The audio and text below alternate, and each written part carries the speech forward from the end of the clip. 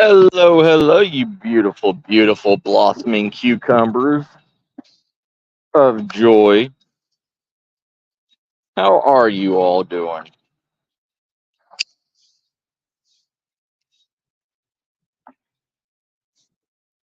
How you doing, Cynthia sis? How you doing, Sarah sis? How you doing, Wally brother?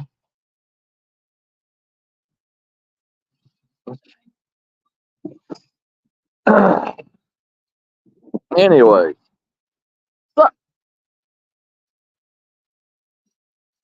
survival talk. Survival talk can be about anything, right? Just information sharing. That's what mostly survival talk is. And my hair is all messed up. But anyways, what is up, Terry? How you doing, brother? I'm doing good. Hey, Susan sis, how are you? Yeah, it's been a while, hasn't it, Susan? So, yeah, just a little nap break. That's pretty much it. So,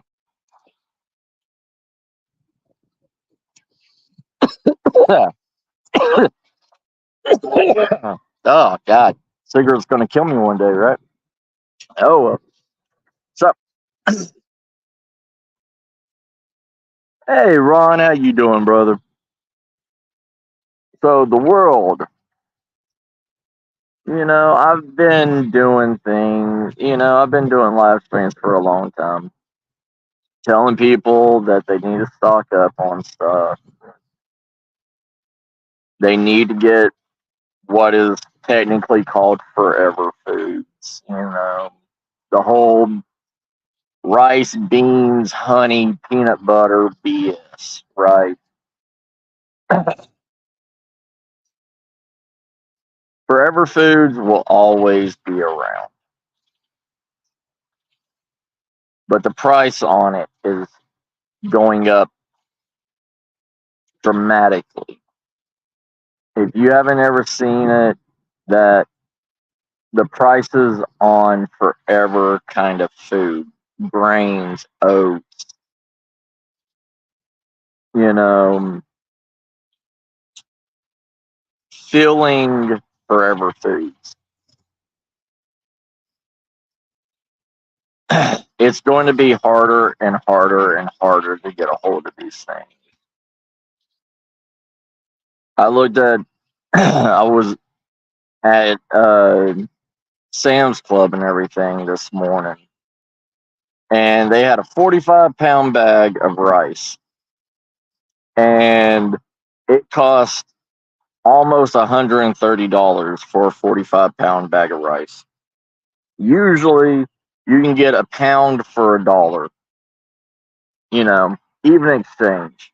But now it's gone up to about $3 a pound.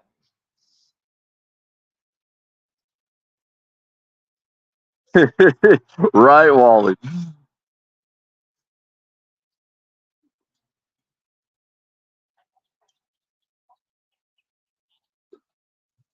Well, it's only a forever. It's not a forever food, Sarah.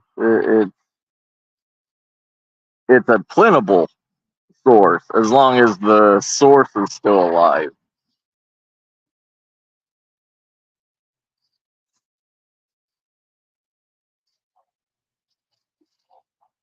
Right. And I'm glad you're feeling okay, Susan.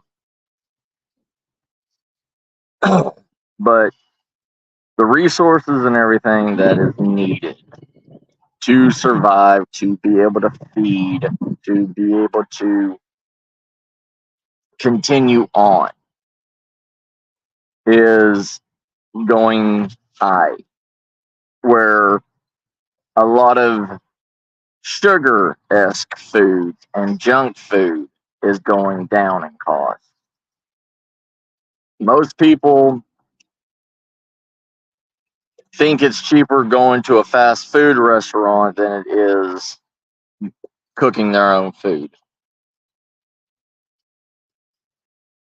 And the ability of going to a fast food restaurant or a restaurant is killing the newer generations. Newer generations don't even know how to cook on their own. They, and I'm not talking about putting ramen in a bowl and putting it in a microwave. That's not cooking.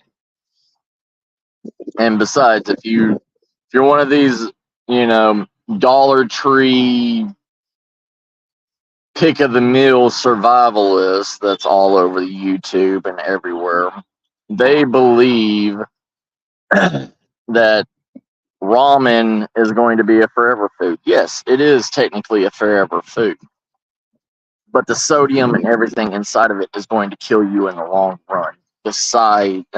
Before anything else, just like MREs. MREs is a 24-hour ration pack. The reason why it has so much sodium and everything inside of it is to keep it shelf stable for so long.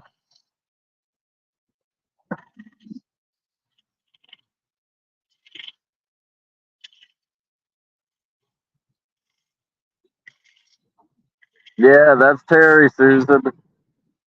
Terry made a mistake and changed his whole name.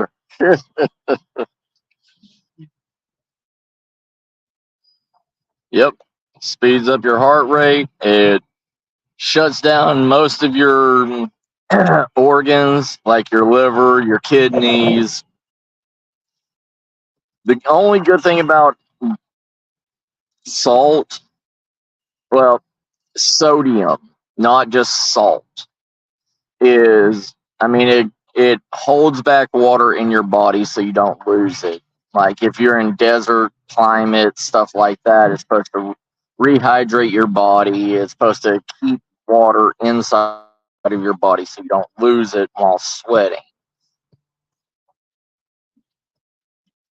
Um, that's why if you look at Powerade and stuff like that, 90% of it is sodium based. Just like energy drinks, all that stuff. When they say recovery drinks, it's the exact same process. It's all about sodium. Yep. You retain water. Yep. Oh, yeah, Susan. Yeah. I mean, seeds, you can collect any kind of seeds that you want, but the ones that you really need and the price is going up on is heirloom seeds. Heirloom seeds are the breeder version. I mean, is the breeder where you can literally plant them. You can take the crops off of it. You can take the seeds out of those individual vegetables and replant them and continuously grow with it. So when you see, and a good place you can get seeds for cheap that are heirloom varieties is Dollar Tree. Dollar Tree during spring and summer sale, summertime and everything, they have like 4 packs for $1. Well, now $1.25. You know, 4 packs for that, and there's hundreds and hundreds of heirloom variety seeds that you can stockpile. Um, and a good thing about stockpiling seeds, you can stockpile seeds by putting them in individual Ziploc bags or freezer bags and put them in your freezer. If you freeze the seeds, they will last 10 times longer. They won't dry out. Uh, they won't, what's called, uh, they won't go unfertile. What's up, Derek, brother? How you doing?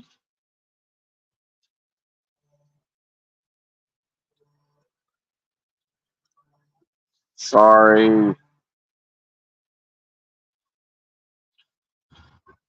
Work was calling me. Sorry about that, everybody. But the difference between regular seeds and heirloom seeds is regular seeds, you can, maybe one out of every 10 seeds can be replanted. Heirloom seeds, every single one of them is a fertile seed that can be replanted and reused over and over and over again, countless. Um,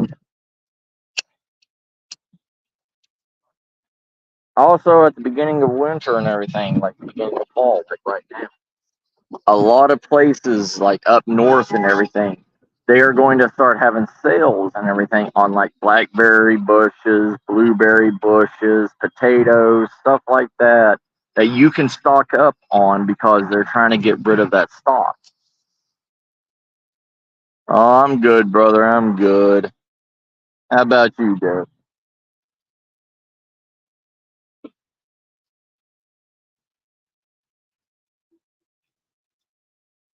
Right.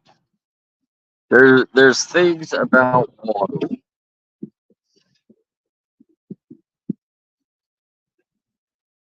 There's different aspects of water from what humans could drink and what plants could use. All right. If a nuclear, say like a nuclear event happens. All right. If a nuclear event happens and the ground is contaminated or anything like that, seeds can grow in your own manure or your own shit. What you need to do, if something like that happens, to where if if something happens to where you don't believe that the land is fertile around you, that's fine. You can use your own feces, plant your seeds in there, and human feces is one of the best fertilizers for seeds and plants. I'm glad. But um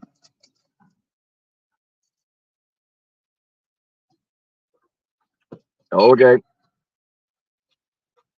but the thing about water, plants can filtrate disgusting water and still use it. It doesn't matter how nasty, how bad the water is. Plants can turn water into a usable substance for them. It doesn't matter. They can also turn your own urine into drinking water also. Um, that's one of the that's why a lot of tomatoes and everything had salmonella and everything in it, is because of farmers and stuff like that were paying their people to piss on the vegetables and make them grow faster. The only thing is you don't use urine every day on plants. You If you're going to water plants with urine, you're going to water plants once every 5 days with urine, because it needs that time to process the urine and clean it and turn it into usable water for plants. Um, you can also, if you're a science nut or anything like that, you can take potassium, like straight up potassium, or iron sulfate, and if you drop one droplet of actual water or sweat on it, it will have a chemical reaction and it will continuously rain. It will make oxygen and it will make rain inside of a small area. If you watch if you watch the movie The Martian, the way that he survived and everything, the way he made potatoes, how he made it a livable climate by a self-contained area, like a greenhouse, but it was used to collect water from the plants, creating its own dew. Um, and it also created an oxygen source where the plants can grow. You can do that, but you can also explode it. You can also kill yourself doing that.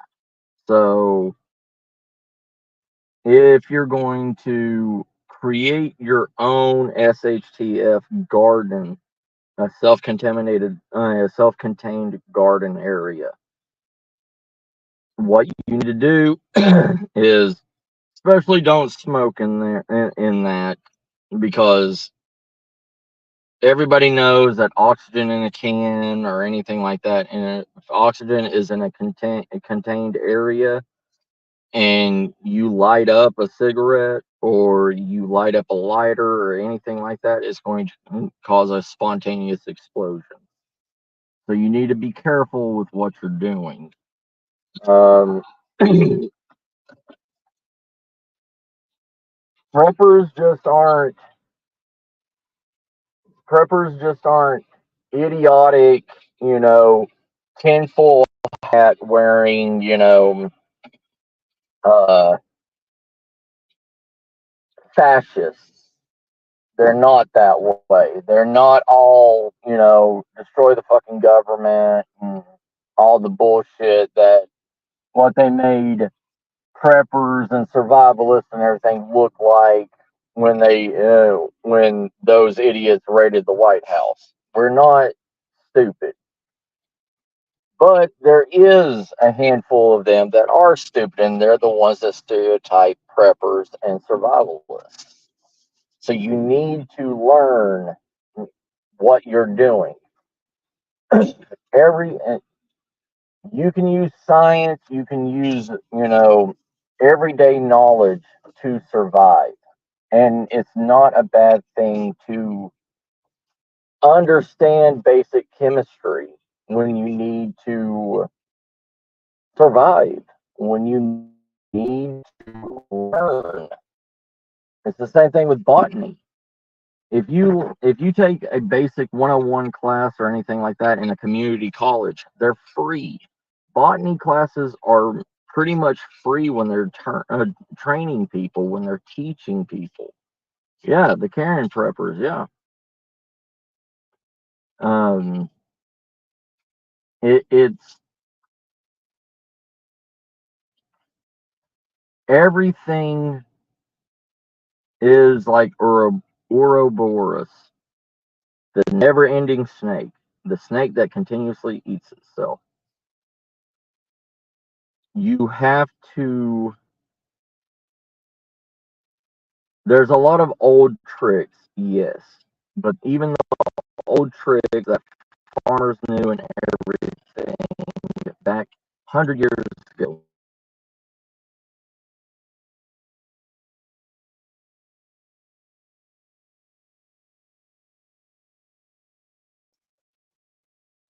Sorry, but it's still considered science on a basic level. It's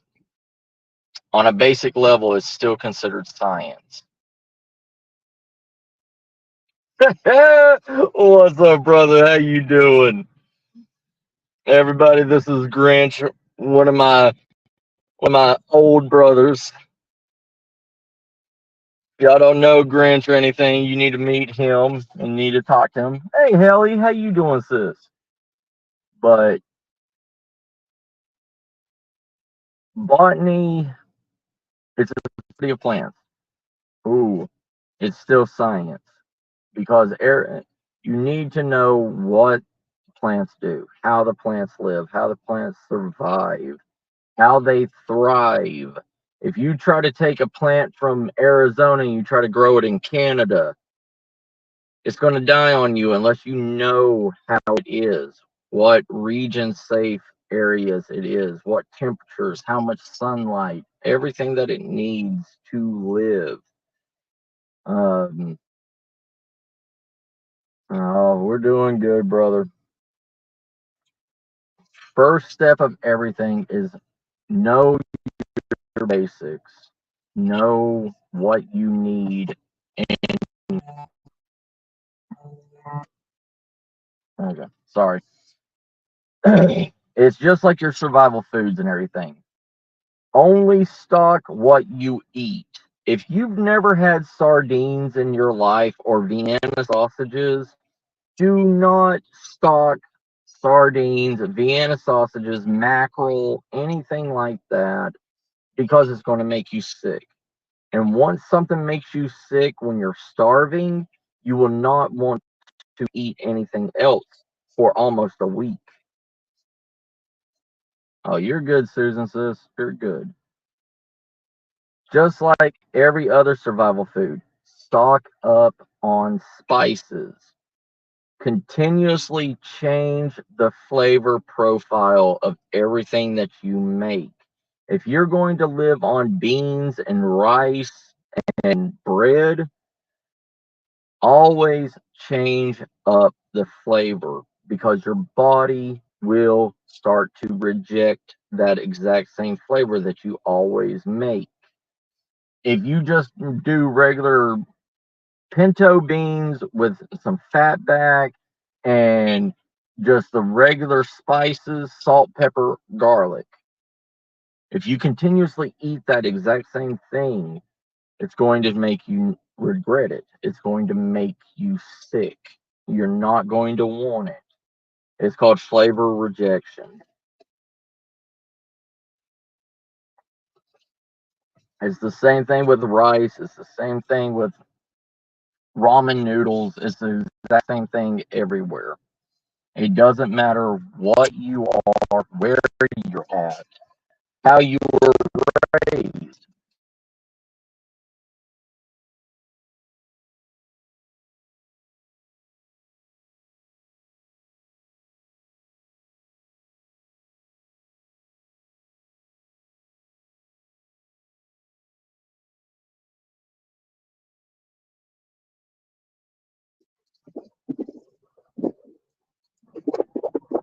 All right, sorry about that. Phone's getting hot for some reason. It's like 90 here in Texas. But give me 1 second, everybody. I'll be right back. Hey, Deanna, sis, how you doing? My favorite little cryptid. All right, y'all talk with each other. I gotta go, and I'm gonna go in the place real quick. Be right back.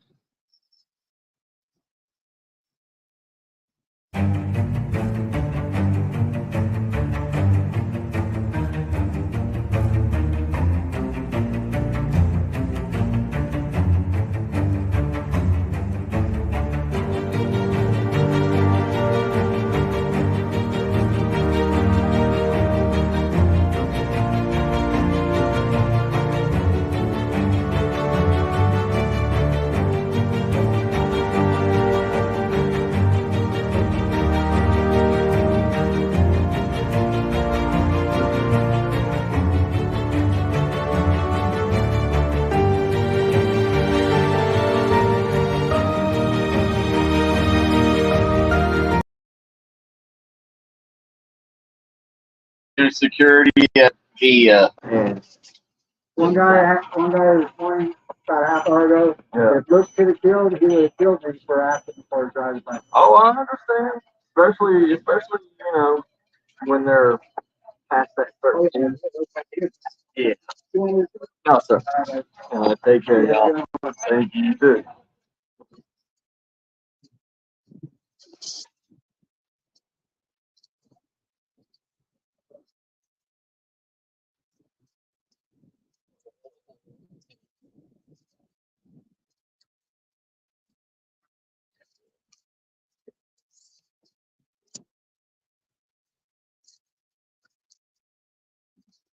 Okay.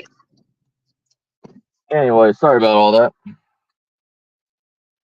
Boop, boop, boop.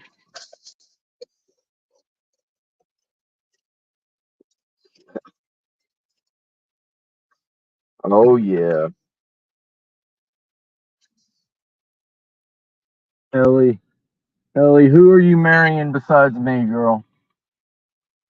You don't know Ellie, man. She is the most beautiful, beautiful woman I have ever seen in my life. And she's a sweetheart. And she plays musical instruments. What do you play again? What do you play again, Ellie? You play a violin, don't you? I think it's a violin.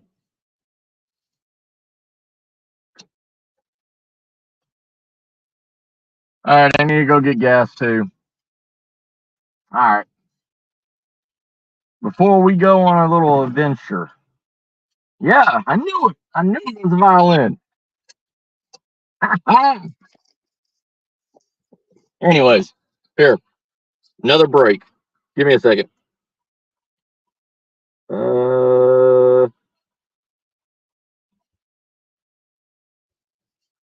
Here.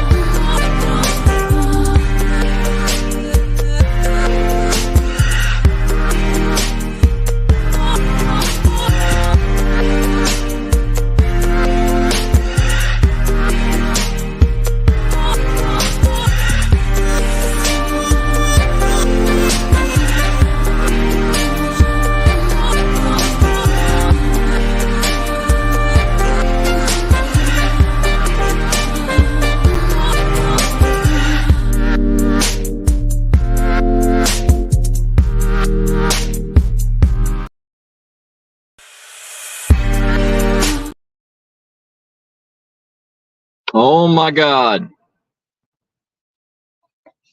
Finally. Sorry about that.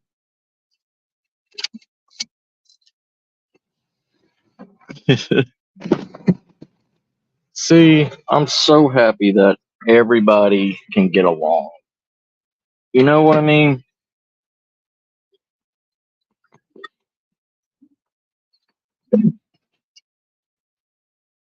Everybody from every place, everybody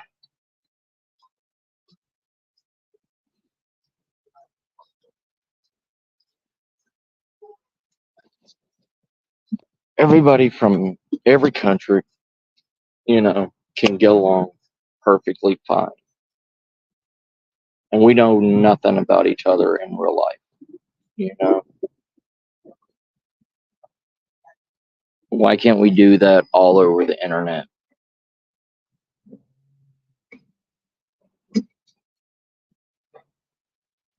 Oh yeah.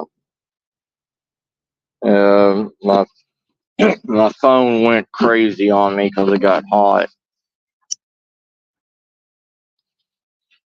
But this is what we need for the world to survive, for the world to continue on. We need to love each other. We we do. That's not being like, oh, rainbows and puppy dogs and all that bullshit. But it's learning to accept each other. Learning. Oh, that's a little striped gecko. Anyways,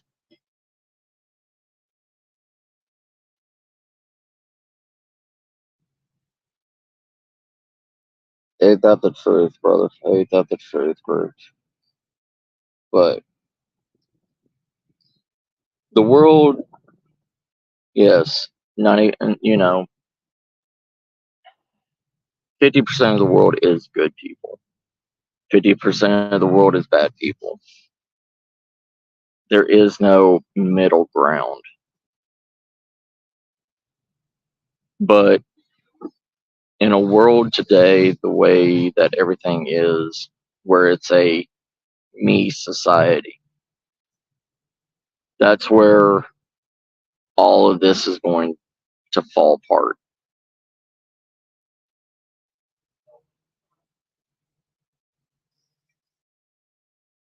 This is why y'all need to take care of yourselves. You need to learn how to take care of yourself, your families, your loved ones.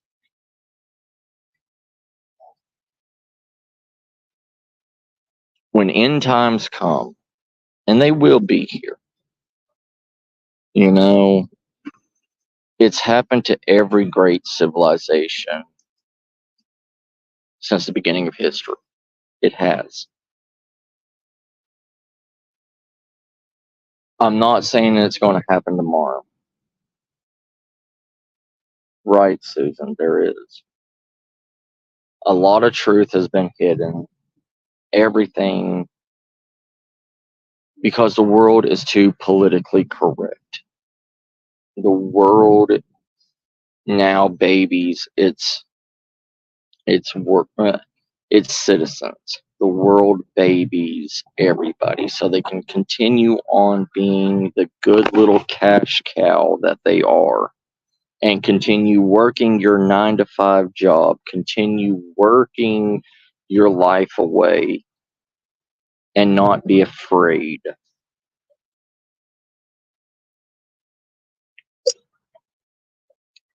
It's it's meant to manipulate. It's meant to control. And I'm not telling people to do anarchy tomorrow. I'm not.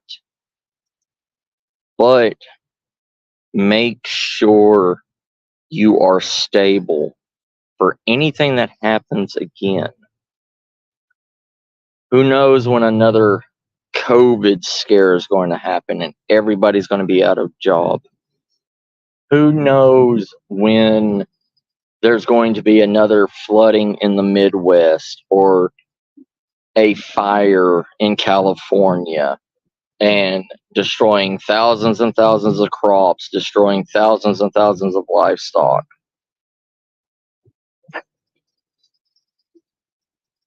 You need to have a backup plan to your backup plan. Watch everything.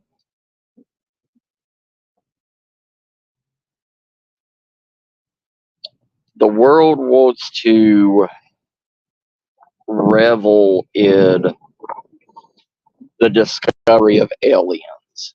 The world wants to revel in what new terrorist group is out there. The world wants to revel in fear and the unknown. Use that fear and the unknown to your advantage. Because the way that the world is going and everything, I believe this is my prediction for everything. People may not agree with me about it.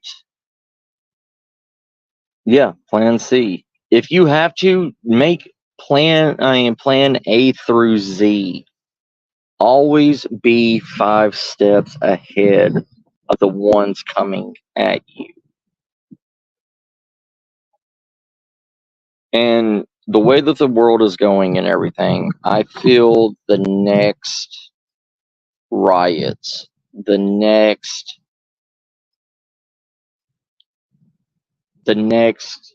I don't know, not end of days or whatever, but it's going to be an end of religion. And there is too many martyrs out there for religion. And if they try to bring this out to throw away religion, religion is an anchor for so many people to continue on day to day. If the world continues to try to push the boundaries of religion, a lot of people's going to push back.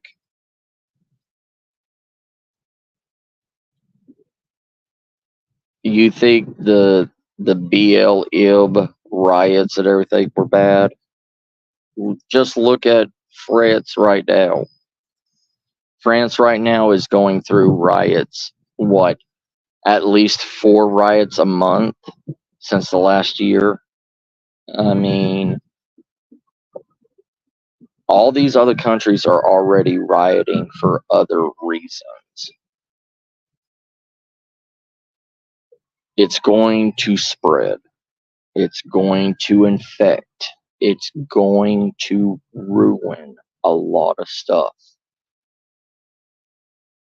You may, take my prediction whichever way you want it, whichever way you want.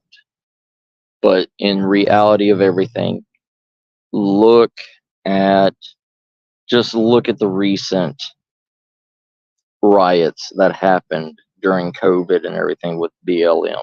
Okay. How many businesses were destroyed? How many businesses shut down? How many people's lives were pushed away? Hey Dan, how you doing, brother? How you doing, Hoss?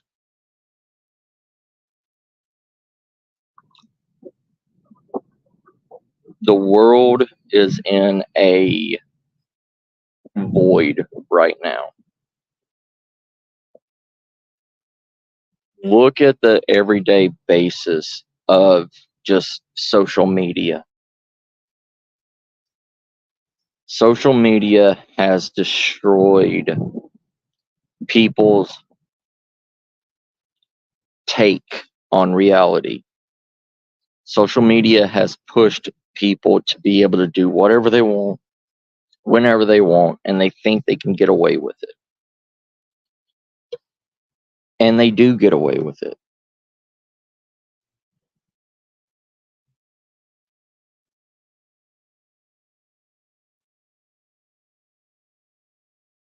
But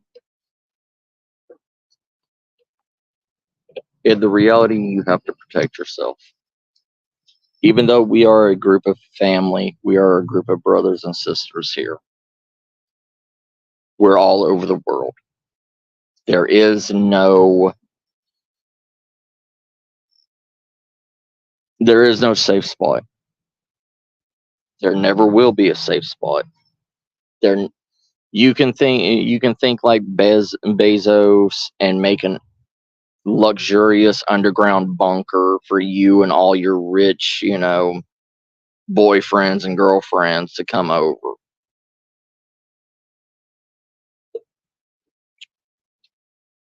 We're not rich like that.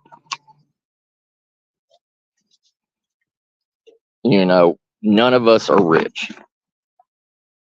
And if you are rich, then more power to you.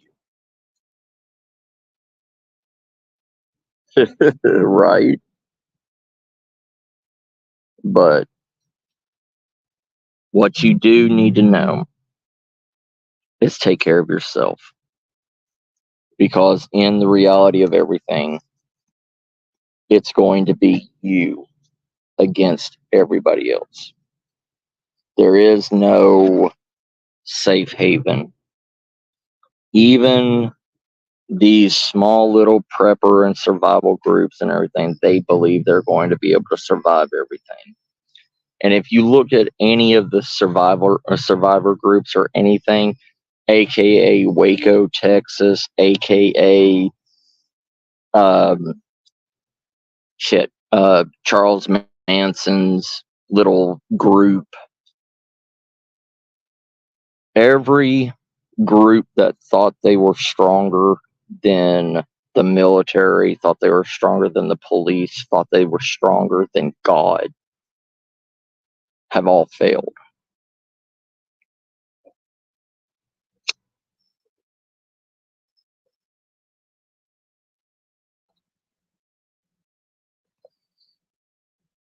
Some small communities will be able to survive because they're in, like, Slab City. Slab City will be able to survive. You know why Slab City will be able to survive? Because Slab City is in an area that nobody wants. Slab City is in an area that is surrounded by old nuclear testing grounds. Nobody wants to go out there. Nobody wants to deal with them because Slab City is a lawless town. They will kill. They will do whatever they want. Not even police go out there.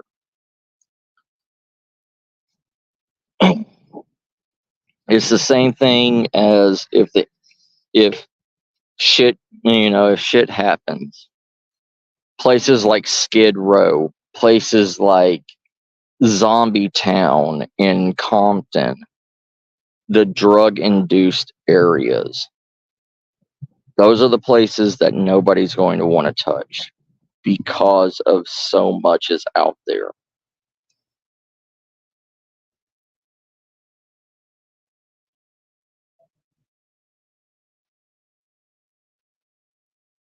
Oh yeah. But Nos, even with the strain of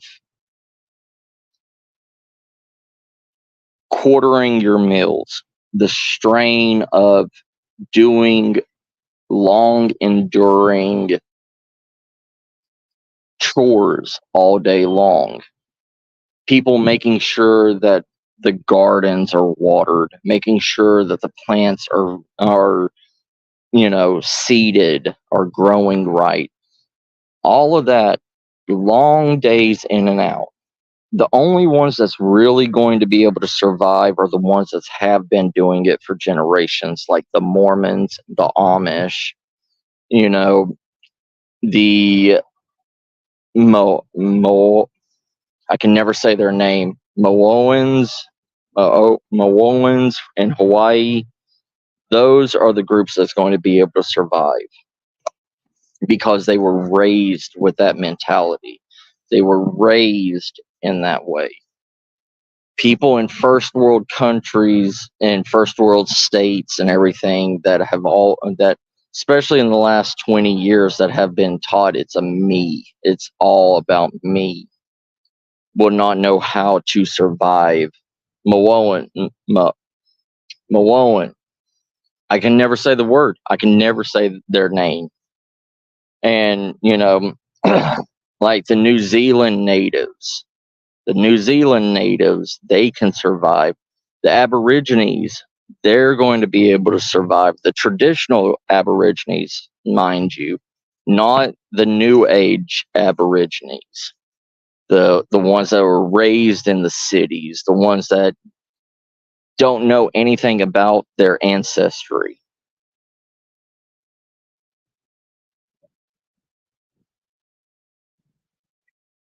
Right, right. This is why you need to learn self-sacrifice now.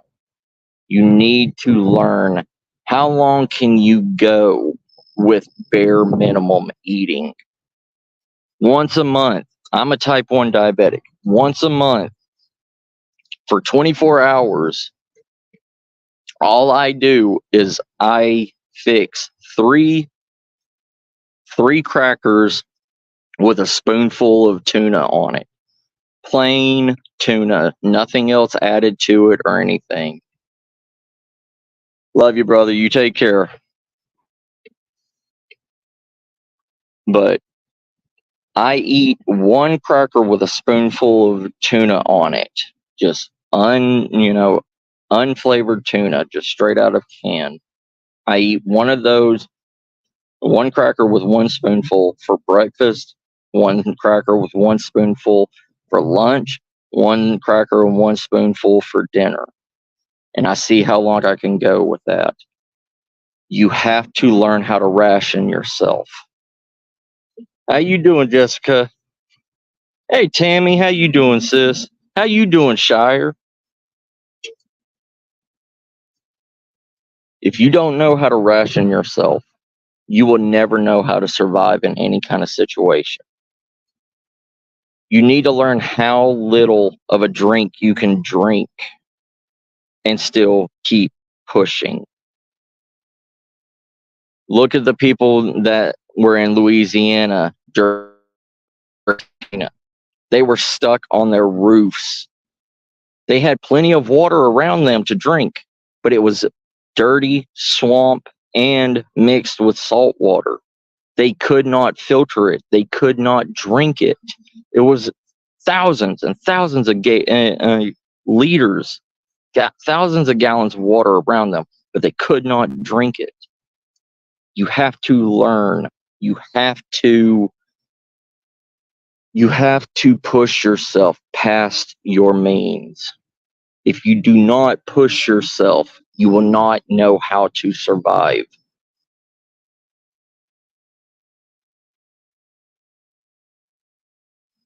Right.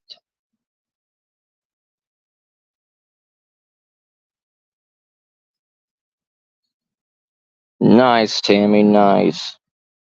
But yeah, I understand, Sarah says. You have to push yourself.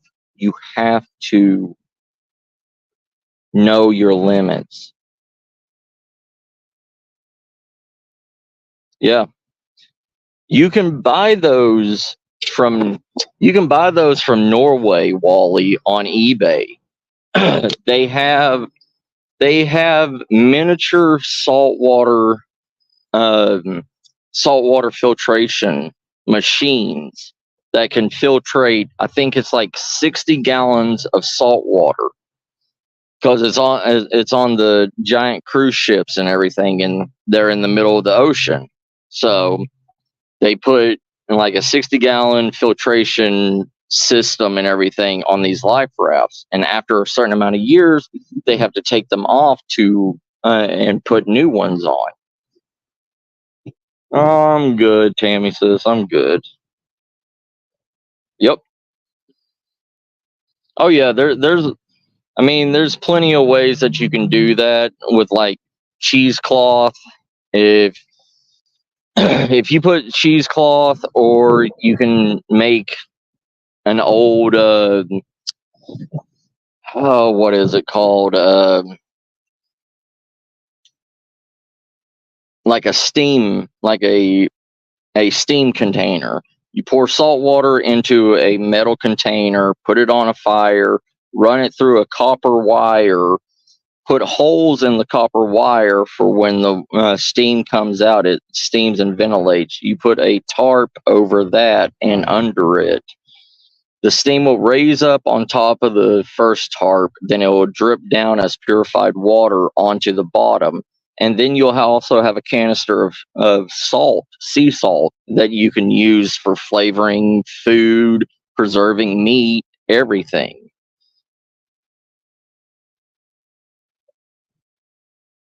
Through your armpit hair, Shire? I thought you were going to say some other kind of hair, brother.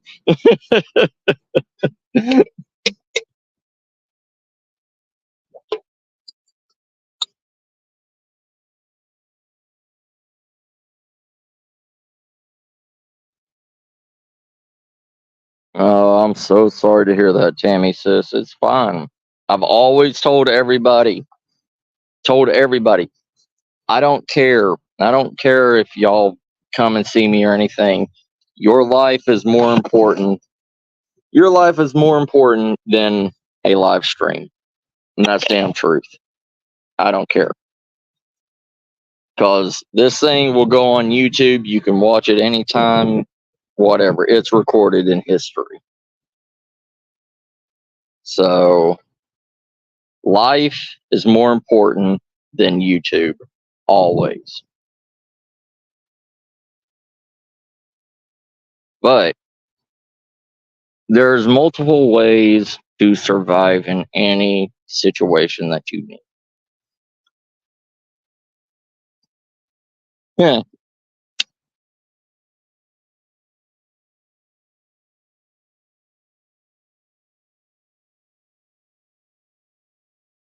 In the reality of everything, you have to be in the right mindset to be in a survival situation.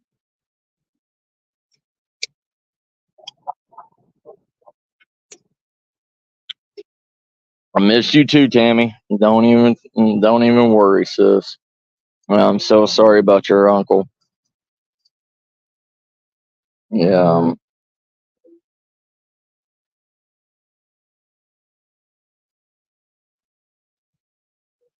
it, that's a good point right there. What Tammy said.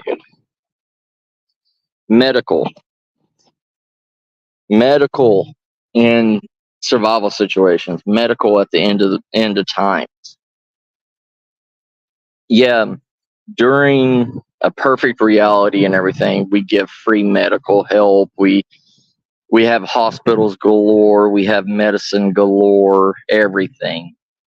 But in end times, or in a survival situation, 90% of the human population is on some form of medication that they need on a daily basis. You cannot stock up on your medication. You cannot overstock on it.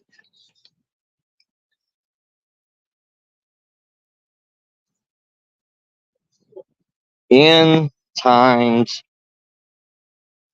in the times of survival, in the times of bad, SHTF, 90, no, probably about 70% of the world will die within the first 2 to 3 months because of lack of medication. Or people that don't care is going to go and raid the pharmacies and take everything that they need and leave you with nothing. What's up, Hobbs, brother? How you doing? It was a good show last night, brother.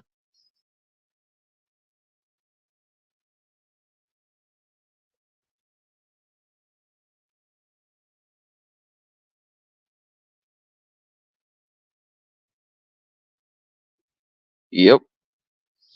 That's why I was saying to learn botany, Susan. To learn botany, learn what medicinal plants are out there, how to use medicinal plants, how to create medicinal herbs, tinctures, salves, everything like that. You have to learn this. You have to learn what is available in your region, because some of the herbs and everything that are grown in the UK is not grown over here in America. Some herbs and everything that's grown in southern, the southern parts of the states is not grown in the northern parts of the states because of the temperature, because of the areas. You have to know the area that you're in. You have to learn region-based knowledge on herbs.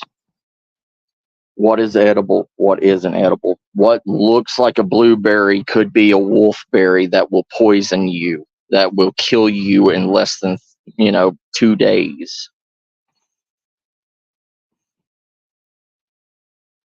Right, Nos. Yes, you have to know the grow zones. You have to know your biome.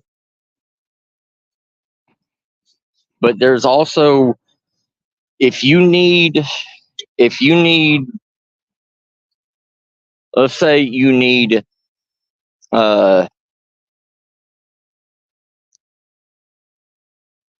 me say, let's say you need bull thistle. Okay, you need the thistle milk. Bull thistle is only grown in the desert regions: Texas, Arizona, New Mexico, and the bottom of California. If you need that for a salve, a pain relief for your teeth, for aching joints, something, you need it for that, you have to know where to go, or you need to find an alternative herb for that.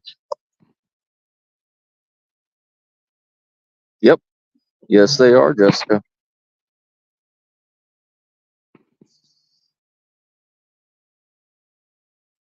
Yeah. It's, and, everybody, in my way, in all my life, there's two types of people. There's the one that can talk like they're knowledgeable. Then two, there's the ones that do know their shit and they don't talk about it. And it's like me. I'm not the smartest survivalist. I'm not. I'm learning new survival stuff every day. Every day. I will never say I'm a master at survival. I will never say that, because there is no such thing as a master survivalist. There's not a term for that. There's not a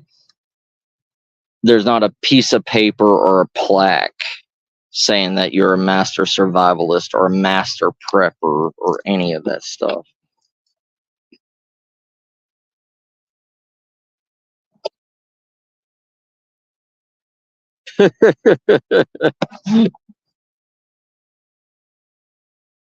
I love y'all. The thing with this channel isn't, I'm not a person that wants 1 million subs. I'm not a person that wants money from this. Don't get me wrong, it'd be nice. I work a job. I don't need money from YouTube. What this is for everybody to discuss, everybody to learn from each other. You can have 5 different people in the survival community, and each one of them is going to be different in the way that they act, the way that they prep, the way that they just their knowledge is going to be different. Hi, little gecko. Oh, look at him. Come here, little buddy. Come here. Come here. Hi, buddy. Hi. Hi, little guy. In a survival situation, I would have took one of these and I would have crushed that little guy and ate it. Sorry.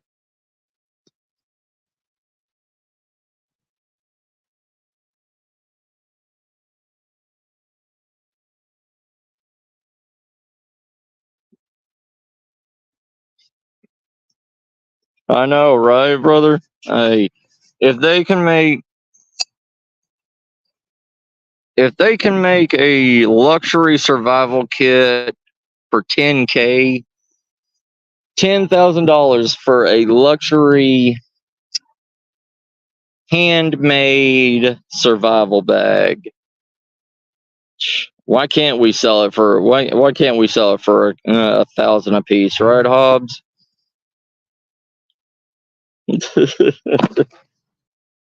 Yeah. Anything and everything is protein. Anything and everything can be used as bait. You know what I would have done with that? I would have killed that thing. I would have gutted it. I would have cut its tail off, put it on a fish hook, put it on line, hang it from a tree, and let a bird come and eat it. The hook would get stuck in its gullet, and the bird would not be able to fly away. Just come back, take it. You have more food now. Sure, right, Susan? Yeah.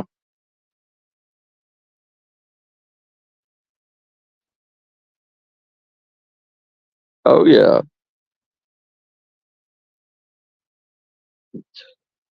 A packet of biscuits. Oh, Shire, I love you, brother. What about what are those favorite desserts over in the UK that what are they? Jammers? Jelly jammers? I haven't talked to Dave in forever. Jelly jammers? Is that what it's called, Shire?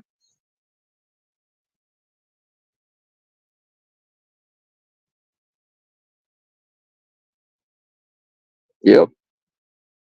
Oh yeah, Jessica.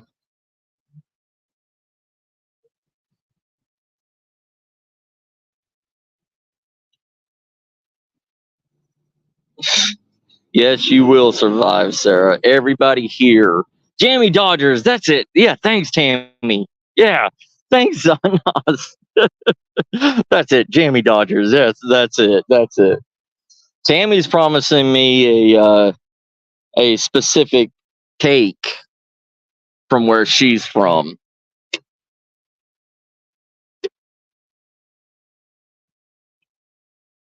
Yeah, they had those survival biscuits in their Hobbs.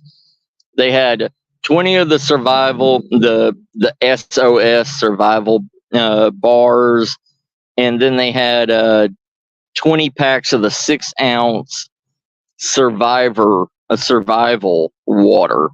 6 ounces of survival water. I don't understand it.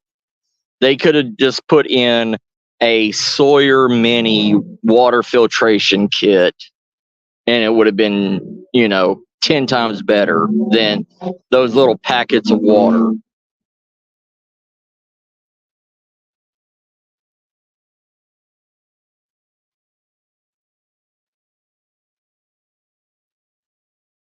Yeah. What's up, Barry Ed, sis? How you doing? Jammy Dodgers is a delicacy in the UK, Susan. I have no clue what it is because I've seen advertisements for them though on like you can buy them on Amazon. Yeah, the Lardy cake. Yeah. Yeah, Dorset knob biscuits. Yeah, Dorset knob cake.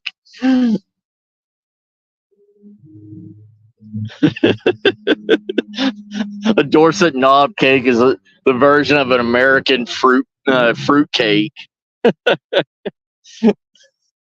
Kill something with a fruit cake, man. It's like a brick.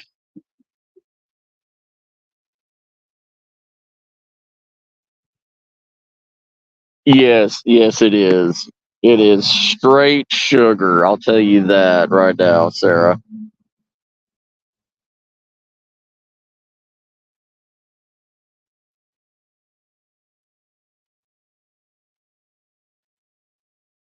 Oh yeah, Jessica. Yeah. I mean, 3 days, 3 days of dehydration is the worst death that you'll ever face in your life because dehydration kills you from the inside out. You lack motivation, you lack the ability to think, you lack the ability to urinate. You can't urinate, you can't defecate. Your body shuts down organ by organ over those 3 days. But you know what you can do to there's the if you have cedar around you, white cedar, red cedar, it doesn't matter. Um, if you cut the bark off, strip the bark slowly to the white layer before the actual inner bark, the inner core of the tree. There's a white layer. You can take pieces of that off and put it into your jaw, into the front of your jaw, like dip. You hold it there, and it will continuously make your body produce saliva to continuously drink and reuse your natural body water. It's what the Native Americans and everything out here in the desert areas used for to stop dehydration, everything. And it'll, if you chew on it, it'll also be a hunger deterrent. So if you chew on that inner white piece of the inner bark, even you just chew on it, don't swallow it, just chew on it. It'll create a saliva like tincture that when you swallow that, it'll stop your stomach from growling and think that it's full. Mm-hmm. Yep. You can't eat without water either. I mean, well, you can eat without water, but you can't digest. You can't digest the food that you eat without water in your stomach. Your body is 70% water. Like that's how demanding water is for humans. Yeah. I'm trying to see if there was a cedar tree around me, but no, there's just oak trees around me. But I've shown it on some of my other live streams and everything. And all you need is just a thin, you could take a thin razor or a really, really good sharpened pocket knife and slowly slice it off, put it in your mouth. Yep. Yep. Silver birch. Yep. Silver birch, river birch, white birch, all of it. It's the same thing. It's the same thing with pine tree sap. You can do the exact same thing with pine tree sap. and willow. Willow sap is pure water also. If you see a willow tree, here's the thing about the South. Okay, if you live in the South and you see a willow tree not beside a water source, there is a water source there because willow trees are always around a water source. So if there's not a visible water source there, its roots are going into a underwater canal. So what you need to do is follow the root system and dig all the way down, and probably about 3 to 4 feet deep. Those roots will be bringing water up to the surface. So you'd just dig 3 to 4 feet down around the base of the roots and everything. You will have water. You can also use a bamboo tap or a metal, like a sharpened metal pipe, and hit it into the side of a willow tree, hammer it in with a hammer or a rock or whatever, and it will produce water out of it.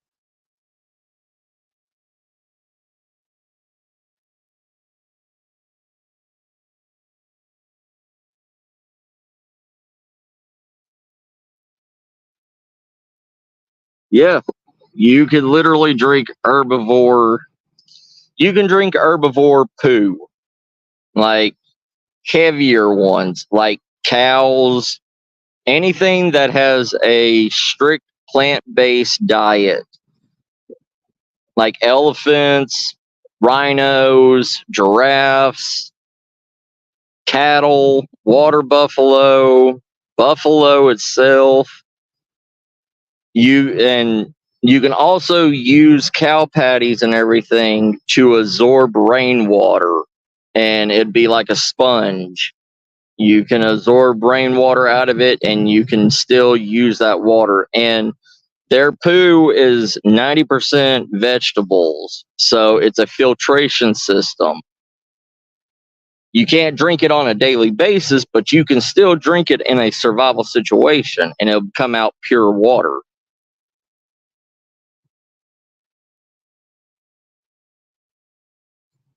What's up, Sid?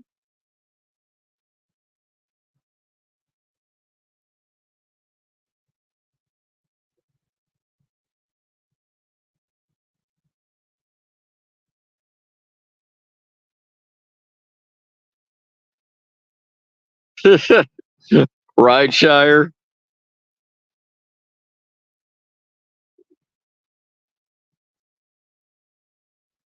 You ain't gonna die, Sarah. Stop it.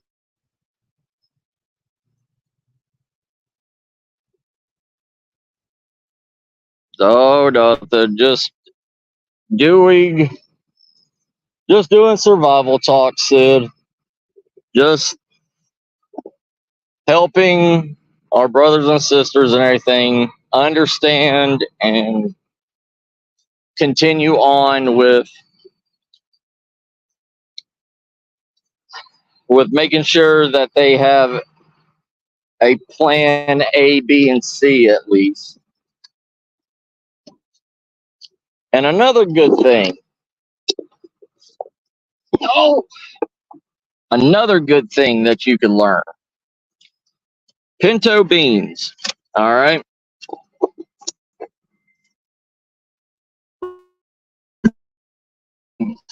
You can split a pinto bean. You can split a pinto bean in half. Soak it in water overnight, at least overnight. If not overnight, then 2 days. Put it in a dark, cool place. It will split into 2 plants from the center. As long as you split it directly down the center. So if you need, it works with any kind of beans. It works with lima beans. It works with kidney beans. Works with everything. If you split it down the center, you let it soak overnight or at least 2 days in a cool, dark place, it will sprout. You will have pinto beans or kidney beans or whatever bean that you want.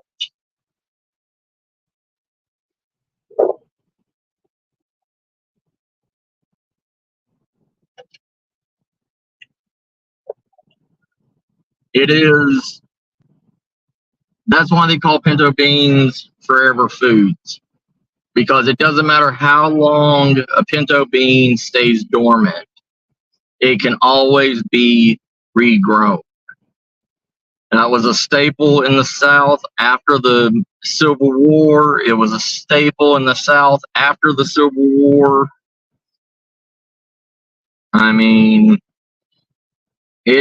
pinto beans is what brought the South back from poverty.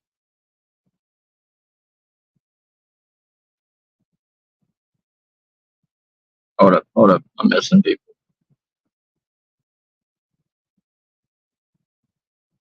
Yeah.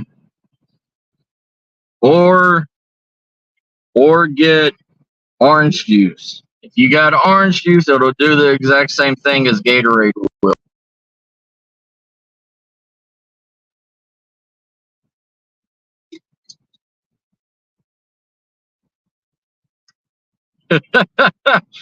What wine?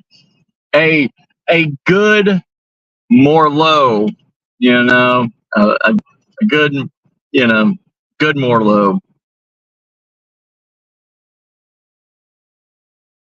Always a red wine with, nuclear charred corpses there, Shire.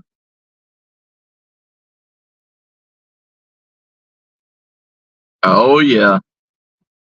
I like that. I like that, Wally.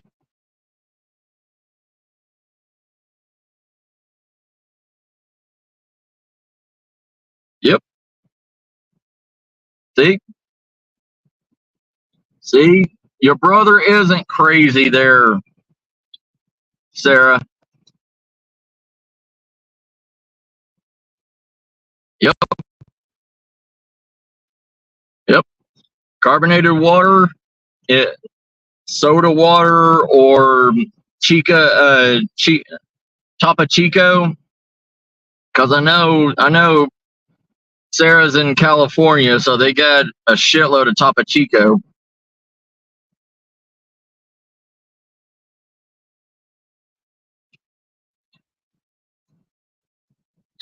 Yeah, Marianne. I mean, Gatorade was a medical a medical drink. It was a medical drink to help the Florida Gators win.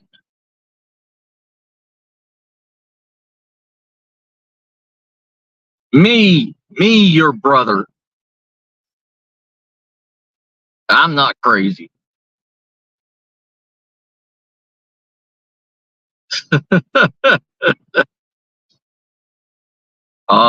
Don't get Jack Daniels. Only get.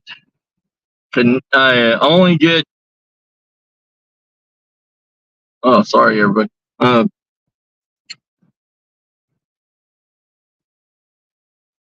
Sorry.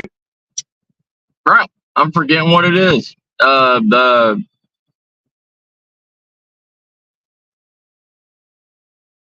used to drink it all the time. Crown Royal.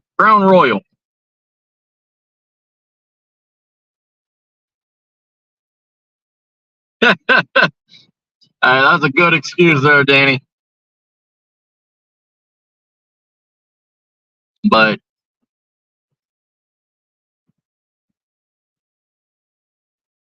survival, nobody can tell you the real way to survive. It's true. Everybody is going to survive different. I cannot tell you how to directly survive in any situation, because I don't know your situation. I don't know where you're at. I only know where I'm at. I only know where I've been. To survive, all I can tell you is what I know and how to handle it on a daily basis.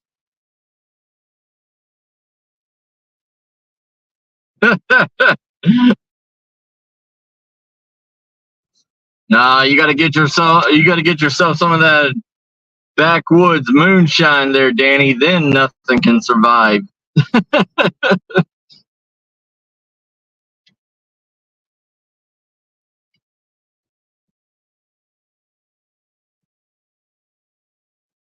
Yes, it is Friday. How you doing, Austin? The world handles the world. How should I put this? The world in a SHTF situation is different for every individual. There is no 100% proven method that everybody can say and everybody can survive with.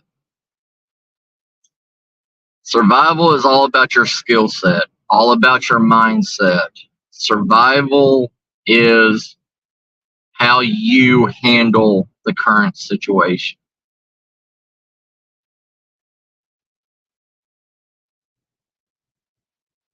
Yep. Oh, yeah, Jessica. Yeah. See? Right there. That's what I'm trying to say. Everything has an expiration date on it, even though it says it's a forever thing. Mechanical things, if you rely on too much mechanical things, they will break. They will falter. They will be destroyed.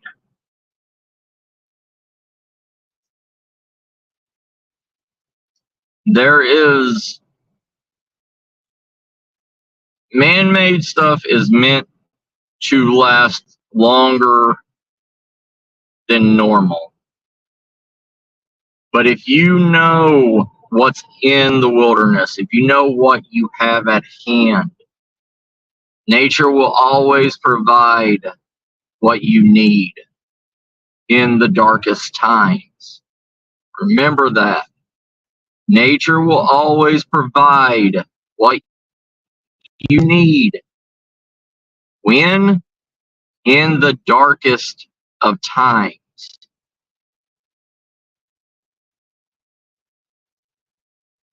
Oh, I bet, Danny, I bet. Always remember that.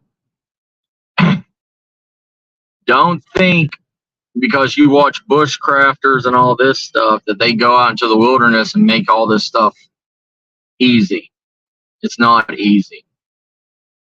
It takes a long time to do woodworking stuff with bare nothing.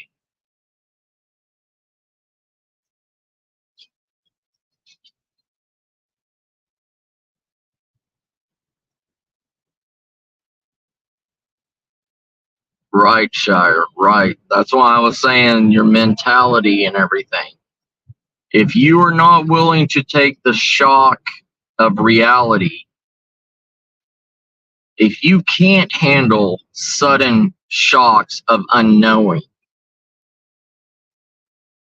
you will be in a world of hurt when the world does crash.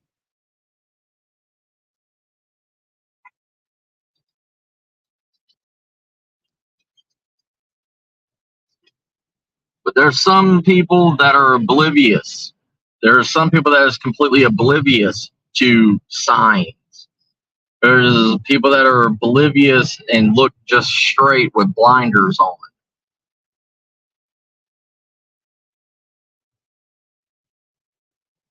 Right, Susan, right. They went crazy over toilet paper, but left the shelves fully stocked of food. Then what happened after that? Everybody was in lockdown. Nobody could get food. If you had to go to a store or anything like that, you had to wait in a mile-long line just to get in, and you were limited to how much you could get of certain things.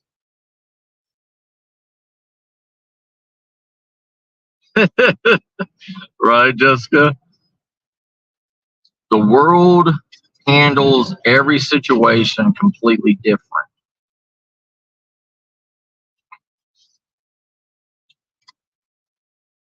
Especially when it comes to like diseases and contamination and stuff like that. The world literally shuts down. Right, Susan, right. Oh, yeah. People look at the Amish, people look at the Mormons like they're crazy. I'm not going on any religious things. I'm not going on any spouts about people. But the Amish and the Mormons, if you know or you're around a Mormon community or anything like that, they have prepping stations where you can go there and you can pay X amount of money and they will help you create stockpiles for end time.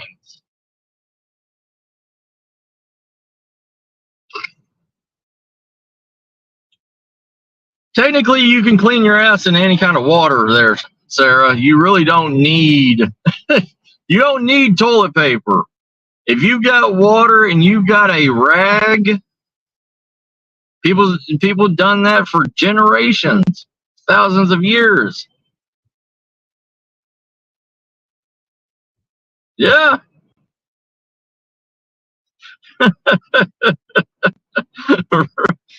Right, Jessica. Yeah. Yeah. Yeah. I mean, when I was being raised and everything, when I was raised by my grandparents, we had an outhouse. We used dried corn cobs. Okay. You know, after we ate the corn off the cobs and everything, we would keep the corn cobs, let them dry out over a couple of days, and use that as our toilet paper. I'll tell you what, if you've ever wiped your ass or try to clean your ass with a corn cob, you don't know what pain is. Yeah, corn cob's a newspaper. Yes, Wally. Hey, I tell you what, my ass probably bled, but I tell you what, I had a cleaner ass than I do when I wipe my ass with toilet paper. I'll tell you that.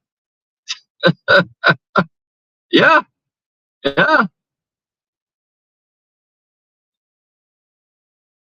If you had newspaper, if you got the Daily Bugle or whatever, what was it the Thrifty Nickel? That's what my grandparents used to go and get. They would go and get the Thrifty Nickel, and you just wrap newspaper around that corn cob and you just wipe with it.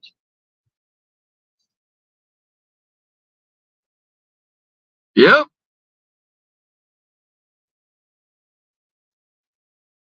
I mean, corn cob can get in cracks and nooks that you never even knew you had.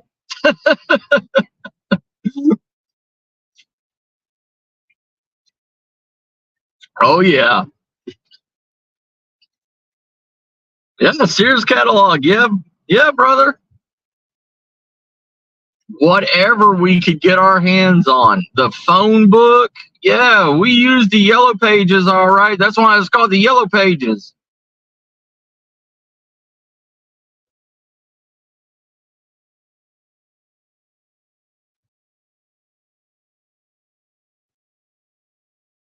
Oh, yeah, Marianne, yeah.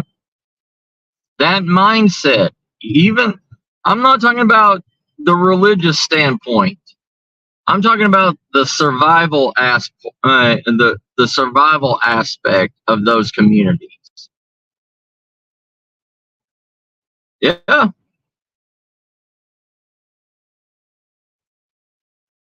Yeah, the hemorrhoids will be popping. Ain't that the truth?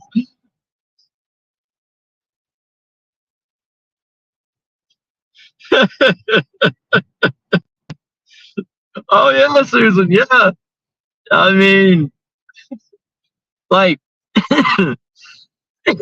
Just do your own experiment. Next time you have a corn cob, eat the corn all the way off. Okay, eat it all the way off to where it still has the ribs. Let it dry out for like 3 days. See how hard that thing gets. It's like a brush. Like, seriously. I mean, like, duh. Going back to those days. Oh, man.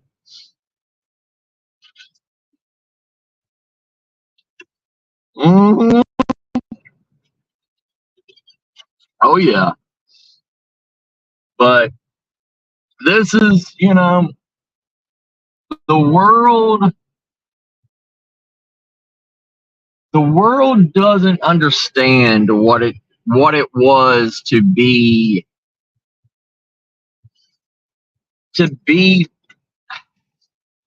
poor back.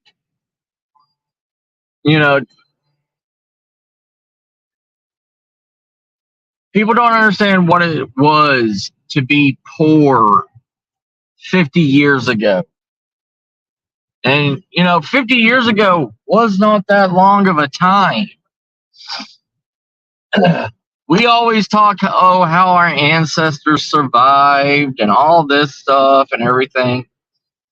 But if you don't know, if you've never been in those surroundings, it's hard to figure, it's hard to understand the mindset of it.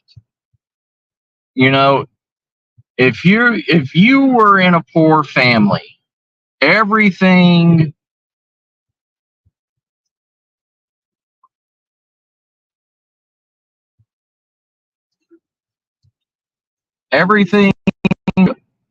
was made to be reused in one way or another. Everything had to be reusable. There was no, like it is today, buy it and throw it away. Buy it, use it, throw it away.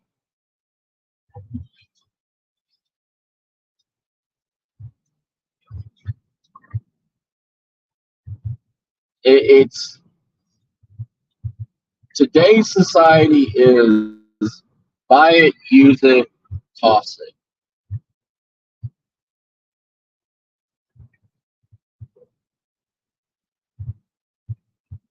Eh, hey, I'll tell you one thing. I know plenty of people that have used the wrong leaves and everything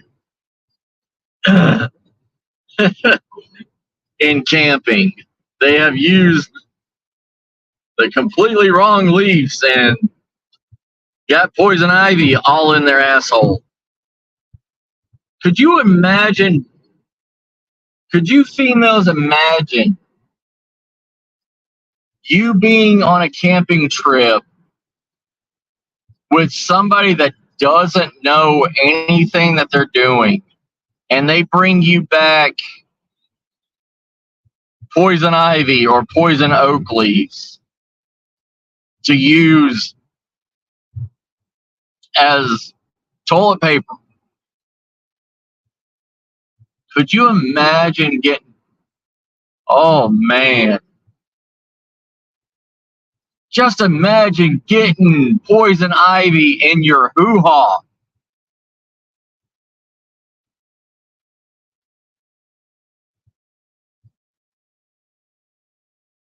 Oh man, I feel sorry for these millennials and Gen Z or Gen X or whatever the hell they're called now. People that's never had to be outside or know what poison ivy or poison oak is. Yeah.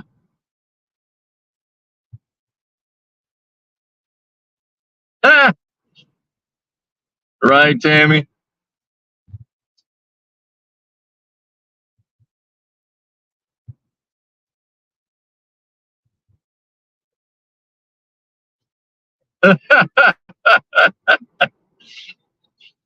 Yeah, get rug burn on your asshole. That would be hilarious.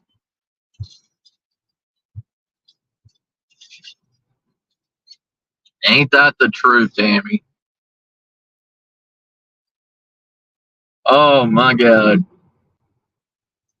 What is this world going to be just in the next 20 years? If this world lasts another 20 years.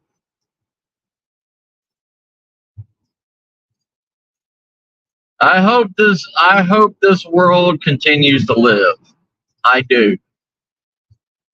In all reality and all honesty, I hope this world still holds on. But from the way everything looks, it's going to be hard. It's going to be absolutely dreadfully hard. I mean, 90% of people have to work 2 jobs for each part of the family. I know some people that are working 3 jobs to make ends meet. 3 fucking jobs.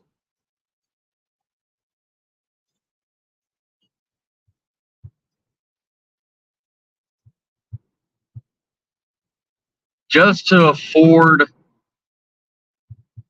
food for the day.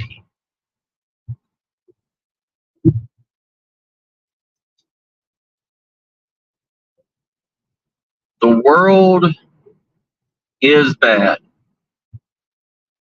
The world will always be bad with the way the governments are. There's no denying that.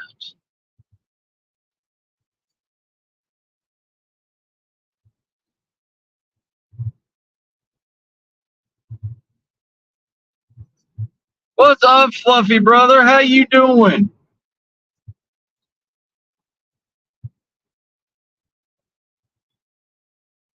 The world is going to continue getting bad. This is why I do these and help you understand. I am not a wizard of the camera. I am not a... I'm not good at this stuff.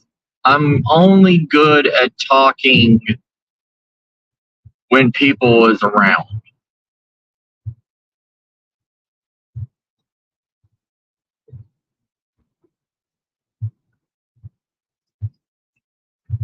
My fear is what's next.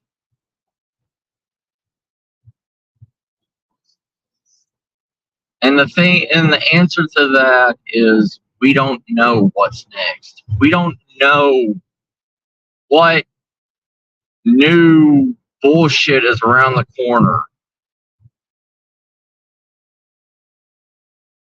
Right, Fluffy brother. Right. And I know it's hard right now. I know it's hard with the price of everything. But that $5 that you spent on a hamburger or that $2 bottle of water that you bought, you could have used that $2 and bought a 1 pound bag of rice at Dollar Tree for $1.25 and still had 75 cents left over to get a drink at the dollar store. People say, but the dollar store is too far. It costs too much in gas to go out there. That's understandable. If that is not your option, there is cheaper options at bigger box stores. you can go and buy a 32 ounce or 24 ounce bag of rice at Walmart for $1. Yes, it's lower than a pound, but it's still something that you can stock up for. It's still something you can put back. Yeah, Dollar General. Yeah, same thing.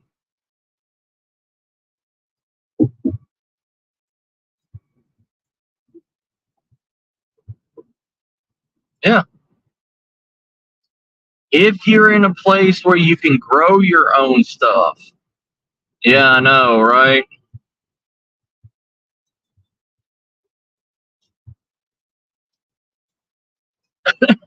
But the bad thing is most people, if you're eligible to grow your own, family garden on your land, if you don't have an HOA, if you don't have, like, if you're renting, you can't. There's some places and everything in the United States, if you rent a house with land or something like that, you can't plant crops. You can't do this kind of stuff.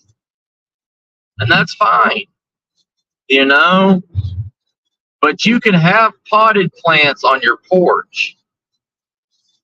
What can a potted plant be? Anything. Unless they say it has to be, even if they say it has to be a flowering plant, tomatoes are a flowering plant. Squash is a flowering plant. Yeah. Plant in pots, yeah.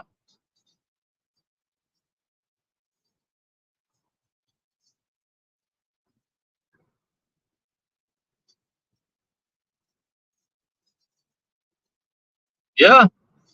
That's right, Fluffy. Everything in a store is going up. Everything that you need to live on is at a grocery store. Times have changed so much in the past 30 years. I remember when there was only one grocery store where I used to live for almost 20 miles. And that grocery store was called Red Food Store. And they used to have a tab. They had a monthly tab that you could do for like families that couldn't afford a lot of groceries or anything. They would allow you to put a certain amount of money on a tab, especially for farmers and stuff, that they relied on their crops and they relied on the harvest and everything to pay for stuff. And they would allow you to put food and everything on a tab, then come back at the end of the month, or when you got your pay from your stock or whatever, then you can come and pay off your tab. It didn't hurt them.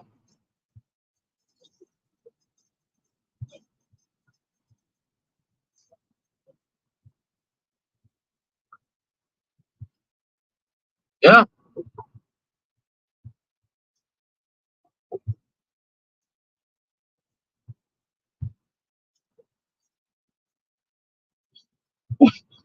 Who keeps taking your tomato plants there, Shire?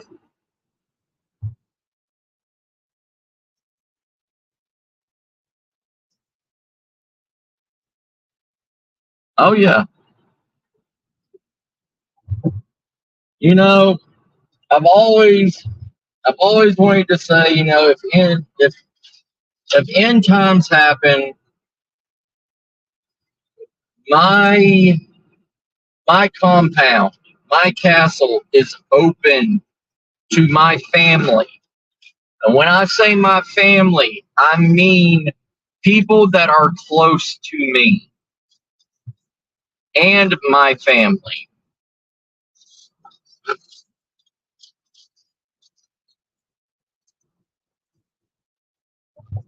but you need to bring skill sets with you. If you don't have skill sets and everything, I'm sorry. Doesn't matter if I know you, if I've known you for 20 years. If you don't have a skill set that you can use to help, I will turn my back on you.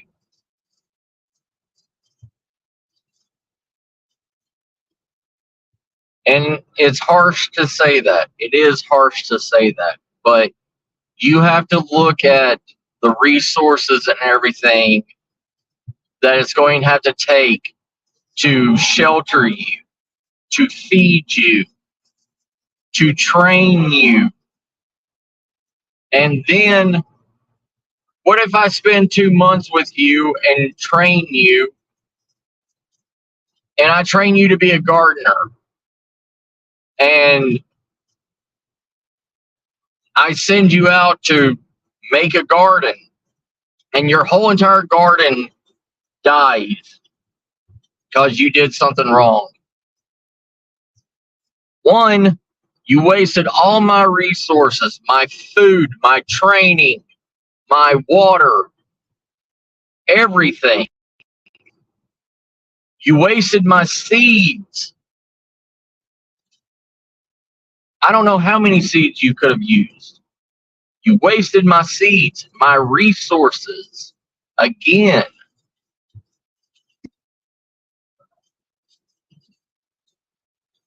I cannot have that in an SHTF situation. I can't.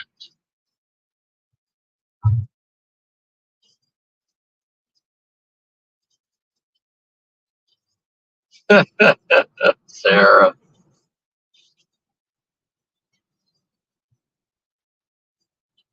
Right, Jessica, right. Yeah. You have to know the people, and you have to know if you can truly, and I mean truly without a doubt, trust that individual. Even, you know what the worst thing is in a survival situation? Blood. Blood will always backstab blood.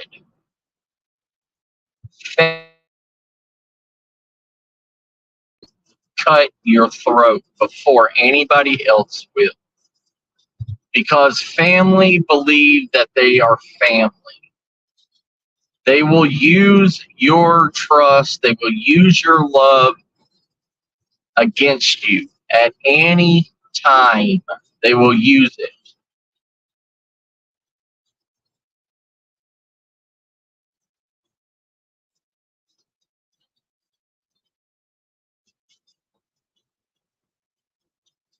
Right?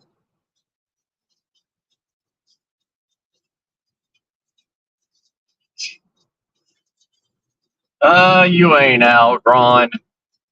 You got more skills than you think, brother. Because it's not just gardening, it's not just, hunting and gathering.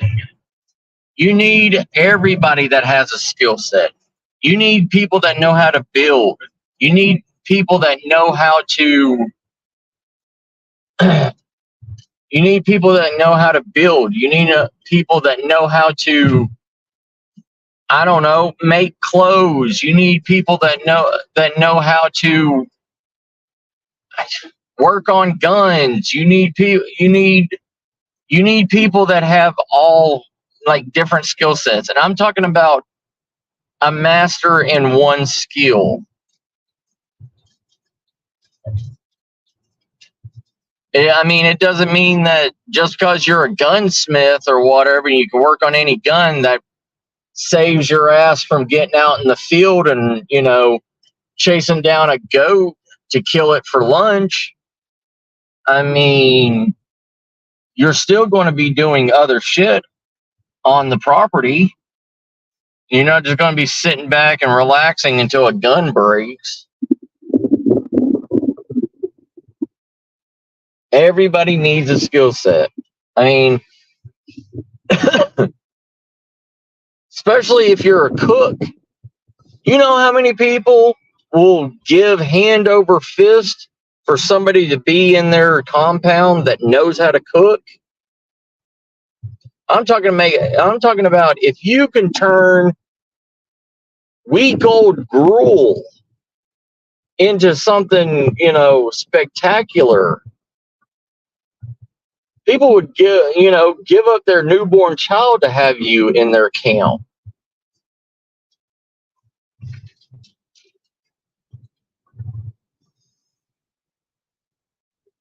There you go. And that's another thing too. People need guards. People need people that can go and scavenge. It's the thing, like The Walking Dead. Okay, yes, it's a made up TV show. Yes, but a lot of the things that happened in like the downtime stuff, they were out scavenging, breaking into houses and everything, seeing if there was any kind of food or clothing or whatever. Clothing is going to be able to be found, God knows, everywhere. Clothing is still going to be around for 1,000 years after SHTF.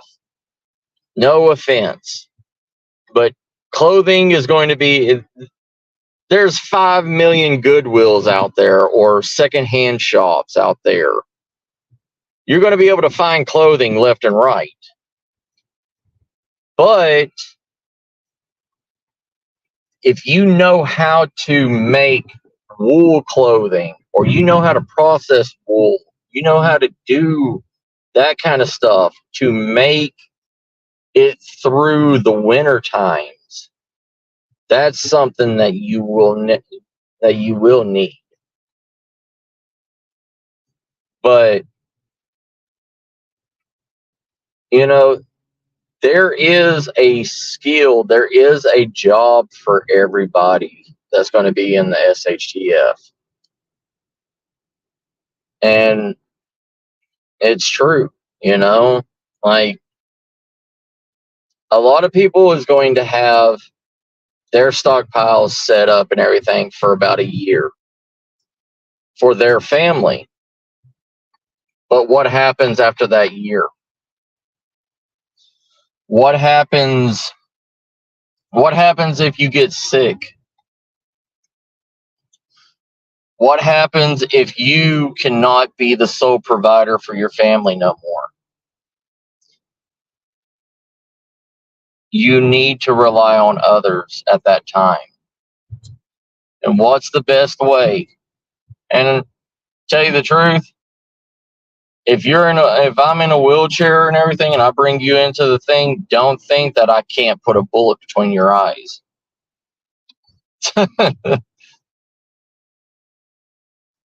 But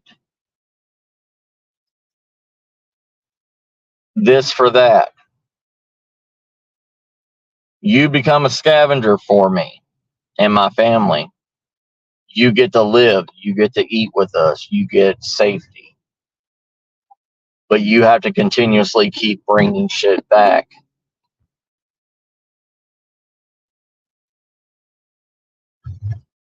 Same thing with anything else, If you're a ranch hand, if you know how to handle animals, if you know animal husbandry, that's,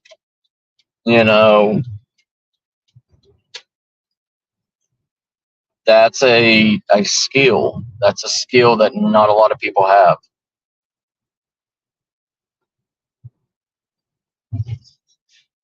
Sorry.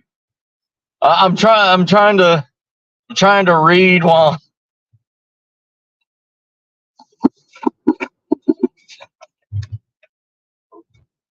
I see something about mama's milk. Hold on.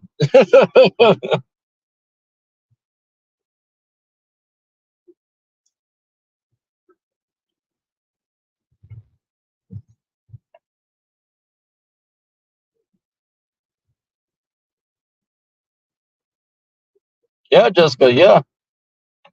Like I said yesterday and everything. There's been about 6 or 7 survival stories with a female in it that when times got rough and everything, women were known to produce milk even if they haven't had children. Women were known to produce milk in a survival situation to feed themselves or feed others that was with them. The woman's, the woman's anatomy is an amazing, amazing specimen. Like, a woman's body can do a shitload of magical things. And I guess that's why they considered y'all witches and, demons and whatever hundreds of years ago, because your body could withstand. And I mean, hell,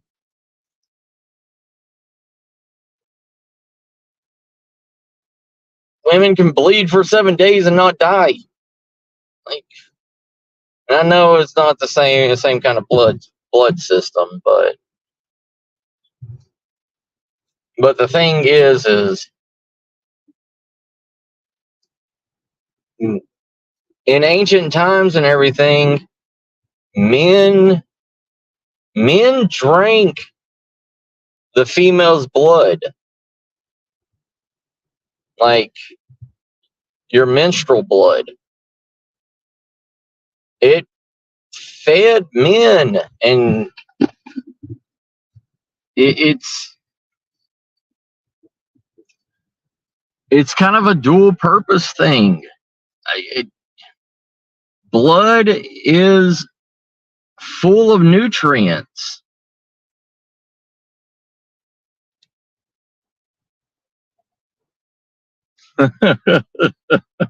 Right? Yes. Yeah. I mean, it's one of those things. It's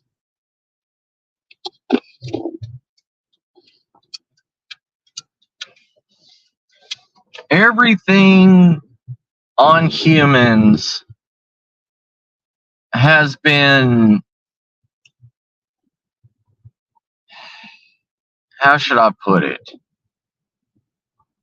Everything that a human body can do in rough times, in dangerous times, in times of need, your body has been known to provide.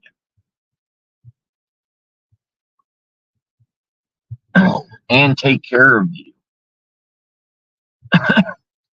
It's just like if you're freezing to death, your body knows it can continuously live without your appendages. You can live without your feet. You can live without your legs. You can live without your arms or your hands. As long as your major organs are still alive, your body will continuously survive. It will cut off. Literally, your mind and your body will shut off the blood flow to your appendages in dangerous situations, so you can still stay alive.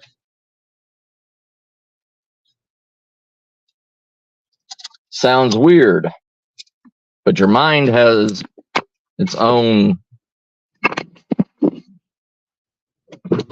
self-conceited mindset of its own. Your brain doesn't understand that you can't walk around to get food.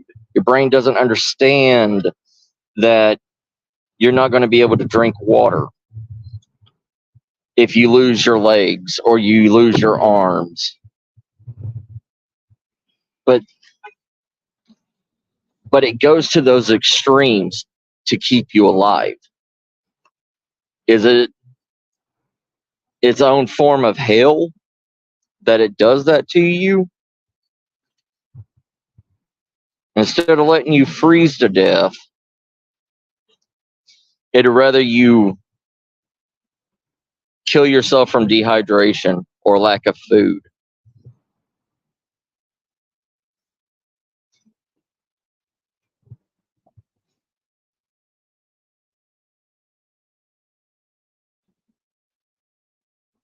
Right, right, Tammy.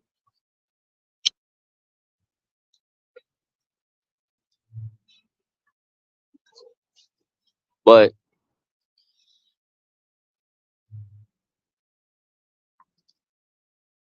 you have to look at the mindset of everything.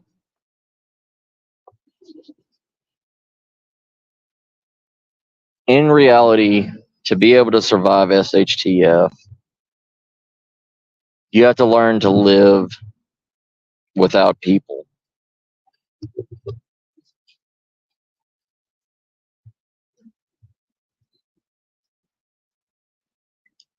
And I know a lot of people can say that they can live without human interaction, without talking, without just interaction alone. But that's bullshit. Because if you could live without human interaction or anything, none of us would be on YouTube. None of us would have TV shows. None of us would have radio. None of us would, have bars or anything. Humans need interaction. We are pack animals. We are. In reality of everything, we are pack animals.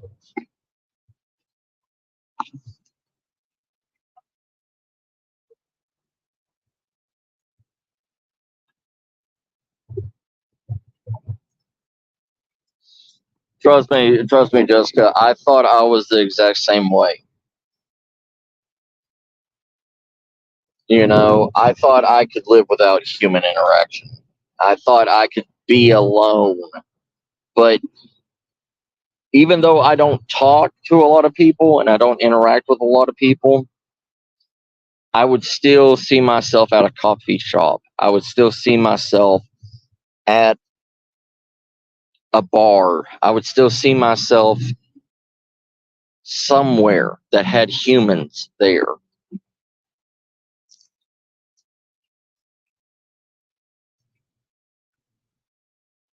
Mm-hmm.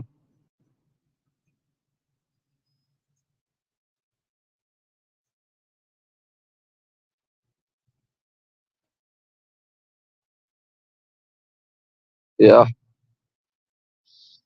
We do need people. It's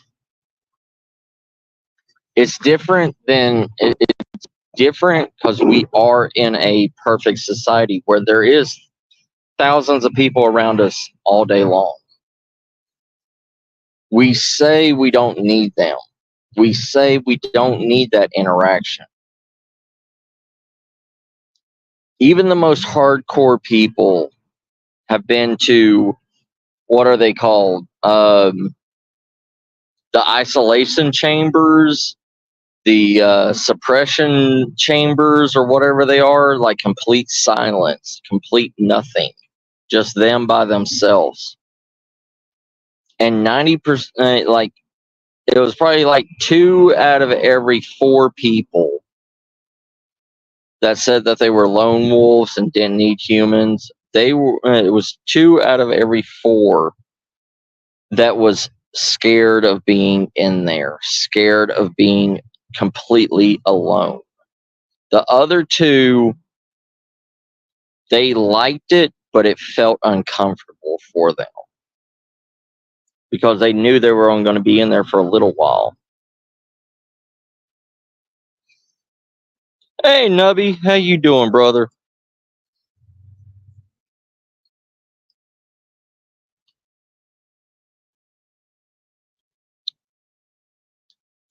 But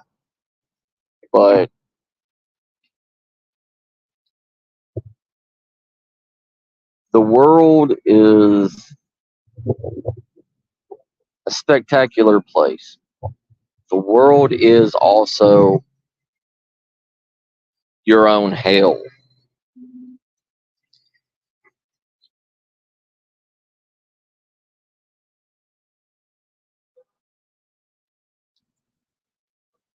The world will turn on you at a heartbeat.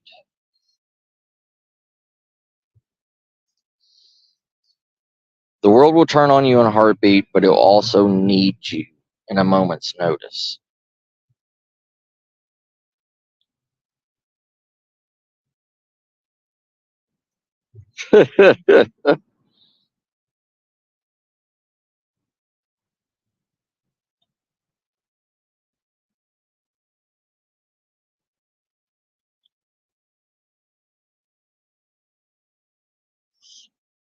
Yes, yes. Your question was answered by me, brother.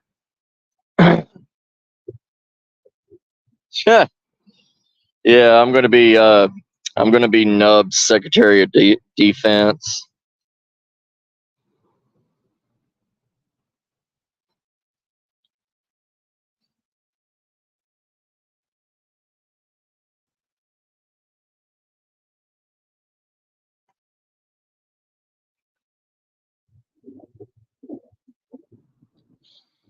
Who who has good content? Me or somebody else? I don't know.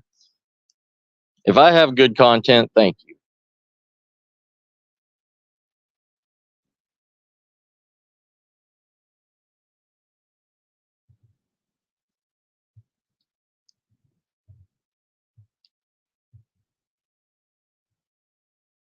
If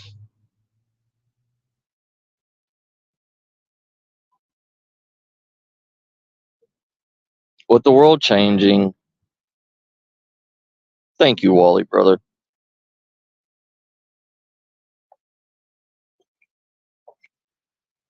I got it only for you, Nubby. Only for you, brother.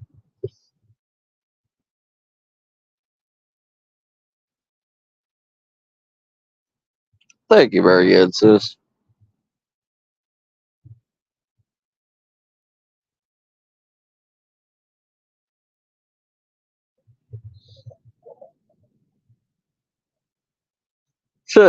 Jessica.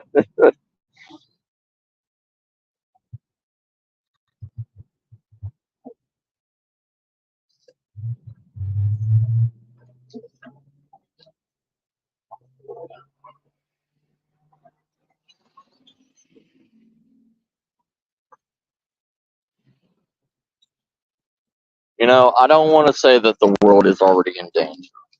I don't. But I will say the world is heading for danger.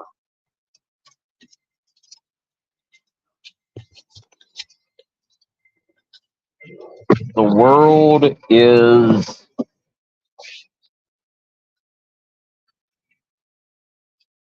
Give me a second.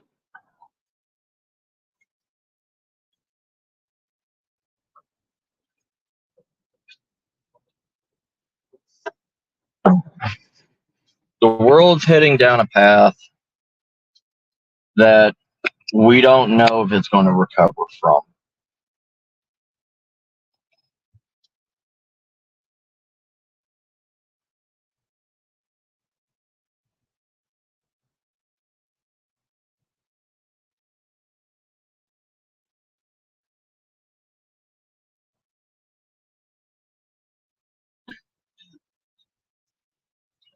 You're going to check out the dancing poles for OSHA requirements, right? Right, Shire. Make sure they're safe for business.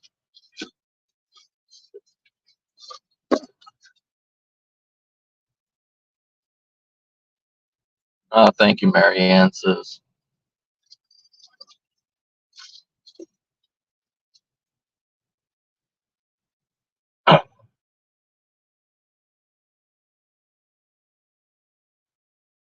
Right, Sarah. See, that's what I'm hoping too, Jessica. I'm hoping that it will recover.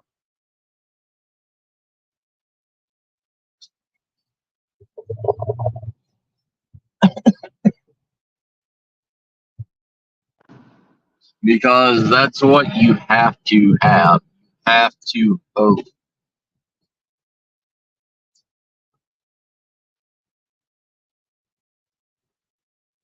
You have to hope. And if you don't hope, if you don't quote unquote pray, because all praying is believing in something. That's all it is. You don't have to use it as a religious term. You can pray for a better tomorrow. But pray for a better tomorrow, but prepare for the worst. If you prepare for the worst, then you can sigh a sigh of relief when it gets good.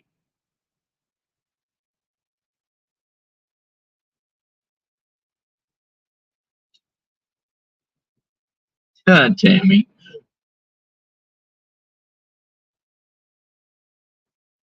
And that's what preppers are supposed to do. Preppers prepare for the worst and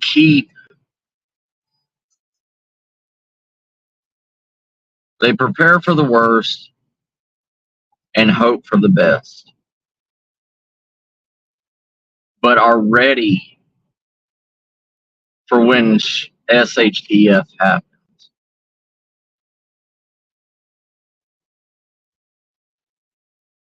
Because SHTF isn't the end of the world. SHTF is anything uncontrollable, anything that hinders everyday life. And we already had a taste of SHTF with the COVID stuff. And that wasn't the first SHTF. We've had countless of SHTF ever since America was founded. We've had SHTF in all of the European countries. I mean, since the beginning of time. Oh, SHTF. SHTF is shit hitting the fan. It's just an acronym, you know. SHTF, you know. It's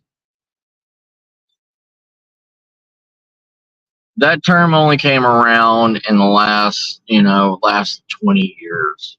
SHTF.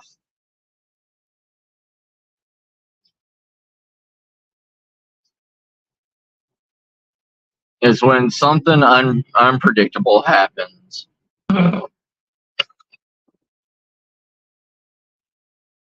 And it's uncontrollable. People thought SHTF was when the swine flu happened. People thought SHTF was when the avian flu happened. I mean, COVID was really the only true SHTF that happened that nobody could explain.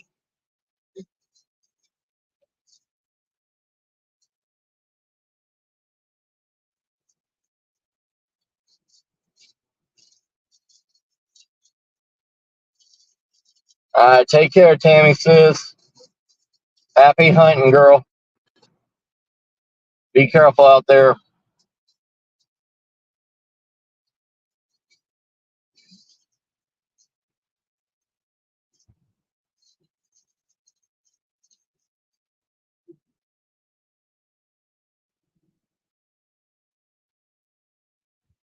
Oh, I understand, Shire. I do, brother.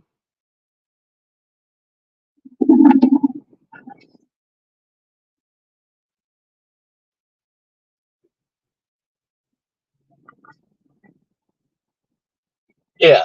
Thank you, Marianne.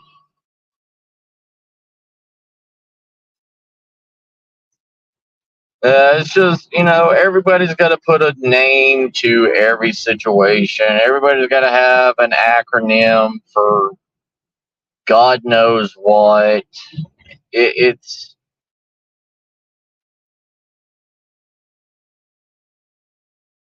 people just can't say the unpredicted, the unpredictable. People's got to make it some kind of quirky little whatever.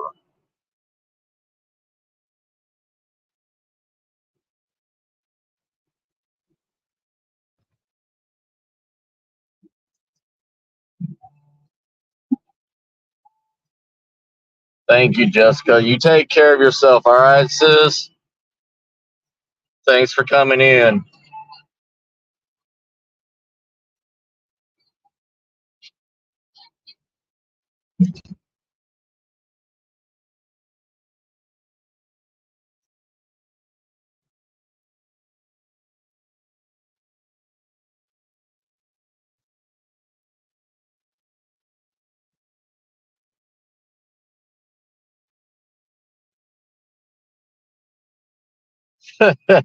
Tammy, you take care, sis. I love you.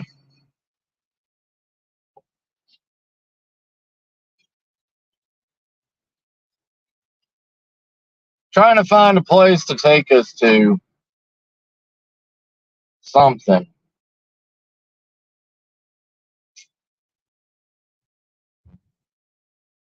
See,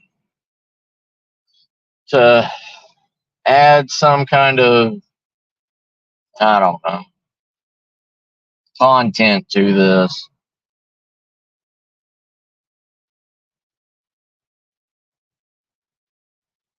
All right, Marianne. But the world, the world will change. For what? We don't know yet. I mean, I know the other countries out there, y'all are experiencing the exact same inflation costs and everything as everybody else.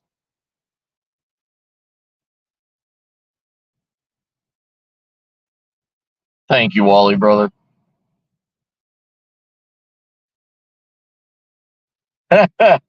Yes, Ron, yes. The quote unquote gentleman's club.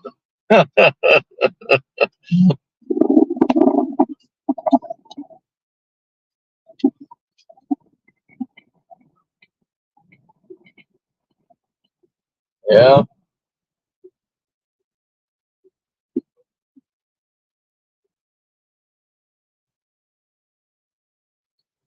Life always finds a way to survive. And it's true. Life does always find a way to survive. That's not a lie.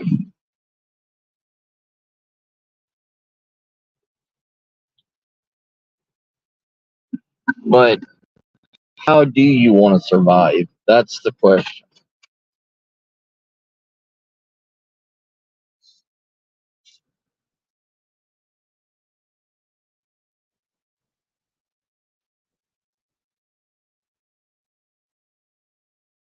Life is you know, I don't want to use a quote from a movie, but But the quote from this movie is such a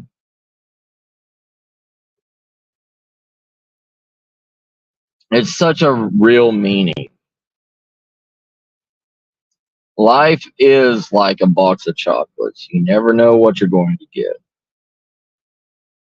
And that can't be any truer.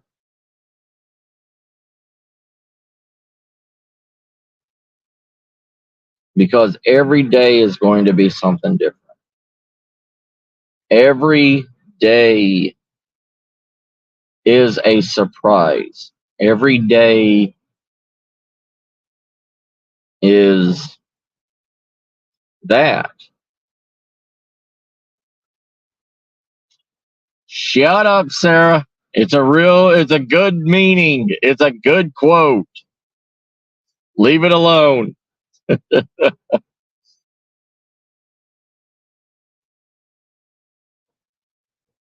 Don't you judge me for using a Forrest Gump quote. Don't you judge me.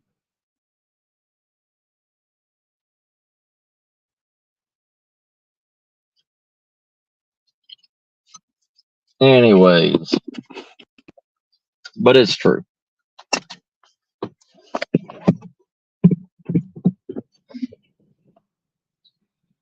Life is shit. Life will always be shit.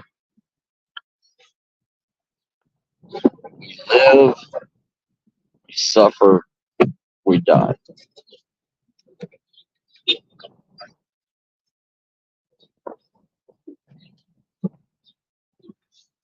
There's no better explanation than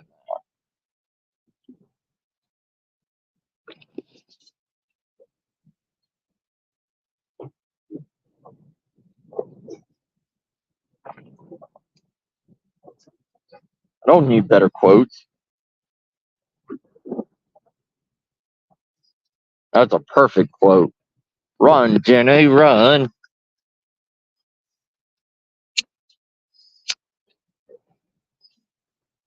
Jenny. I love you, Jenny.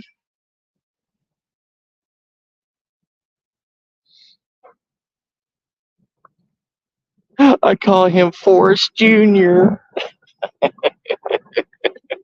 Oh, shit. I forgot to lock the car.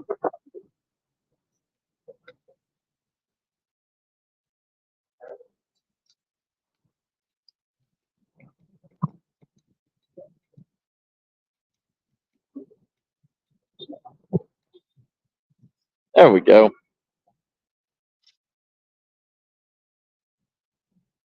Anyways.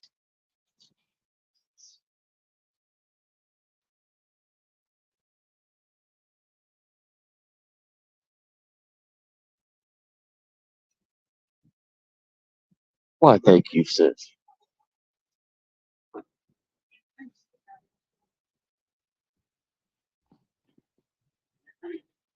We are going to a Dollar Tree. Ooh, God, my hair. My hair just doesn't want to do anything today. What's up, Beth? How you doing, sis?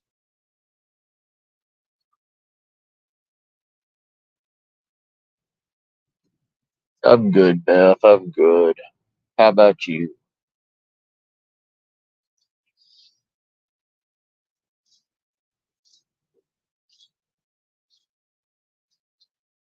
Oh. Hey, sis, I found your shoes, Sarah. The witch boots that need to come up out of the ground.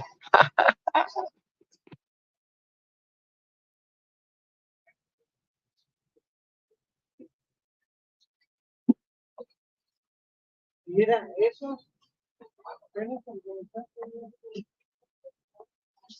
Look at these. Look at these paper plates. Black cat paper plates. I'm gonna get some of them. I'm gonna get some black cat paper plates. God, I need to pee. I need to pee.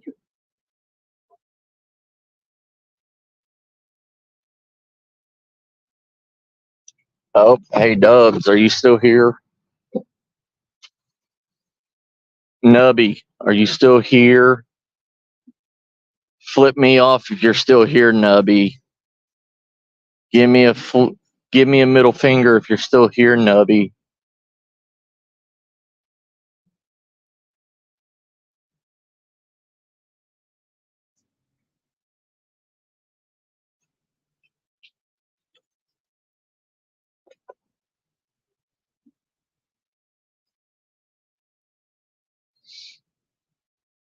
Yes, yes. I will get you size 11. Don't worry, sis.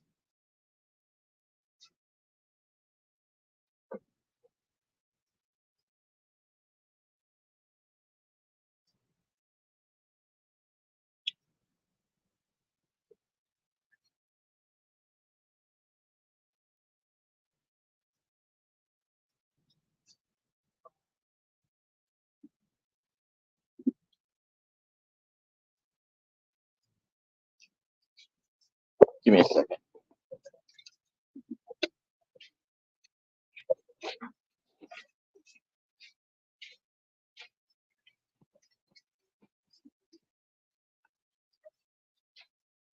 Un momento, por favor.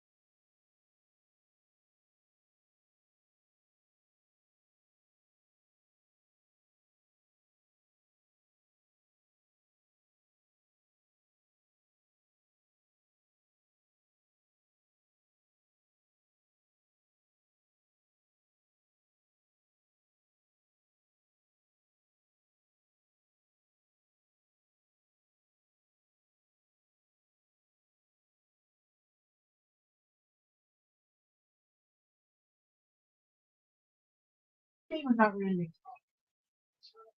back. Found the bathroom. I'm good to go now. You want to know something that's funny? In the Philippines, yo-yos. You know what they used to be? They used to be weapons, not toys, like what they are today.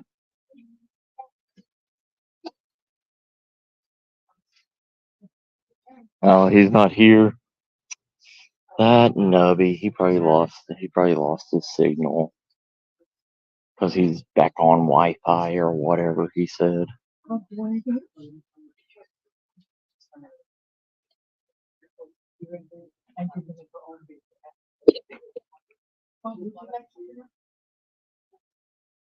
Excuse me now.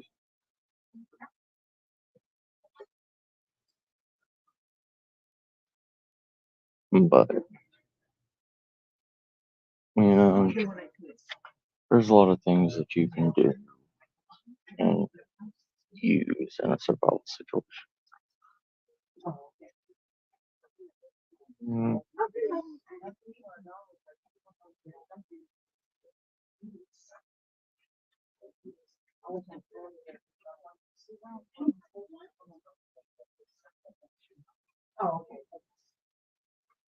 Trying to see if there's anything over this way, but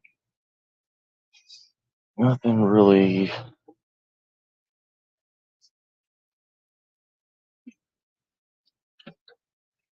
There we go. We're in the tools.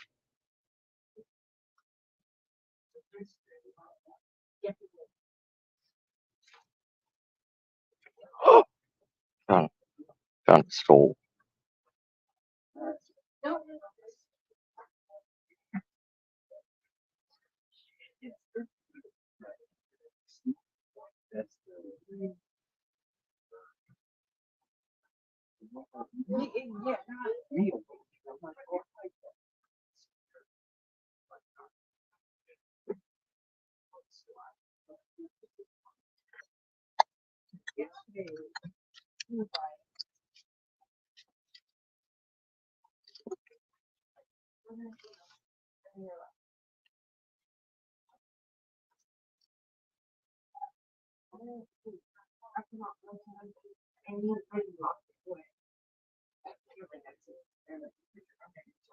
Just slide by y'all real quick. Thank y'all.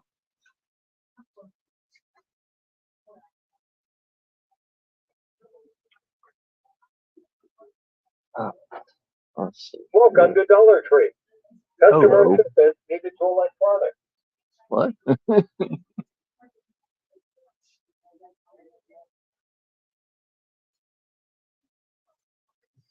The whole thing was calling me out. Just up calling me out like that. Yeah, there's really nothing here. Nothing usable.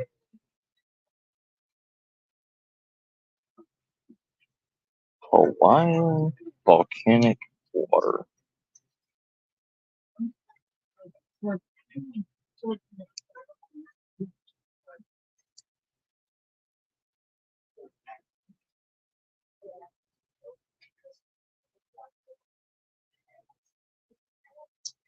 Yeah, I could see that, Shire. You want to try the volcanic water? Anybody? I'm sorry, Ceresis.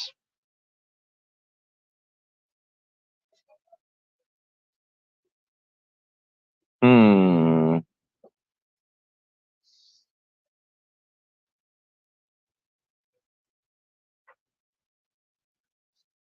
Is there anything?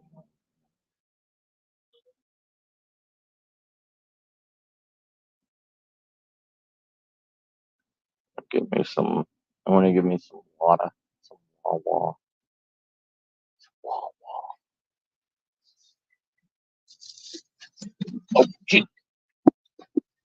I gotta have my water. Gotta have my water. And my Perform X water.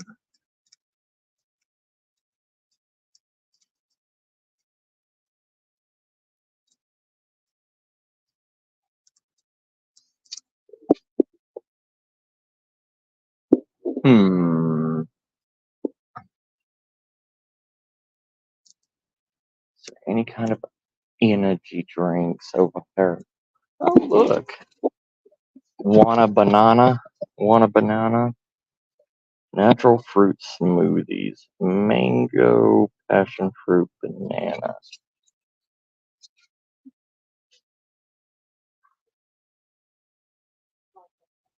Expires in a year.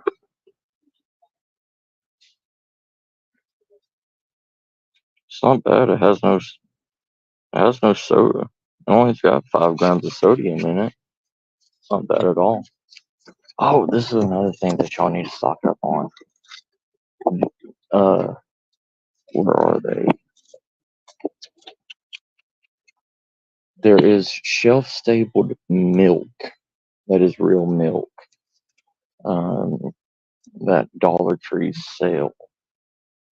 It is like it's good for like 6 months. I mean, it's only like a few like. Oh, sorry. It's only like I think it's like half a gallon.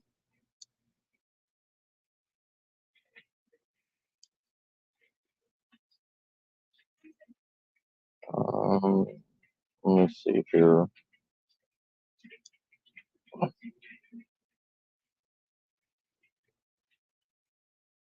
Usually have it over in the over here. Look,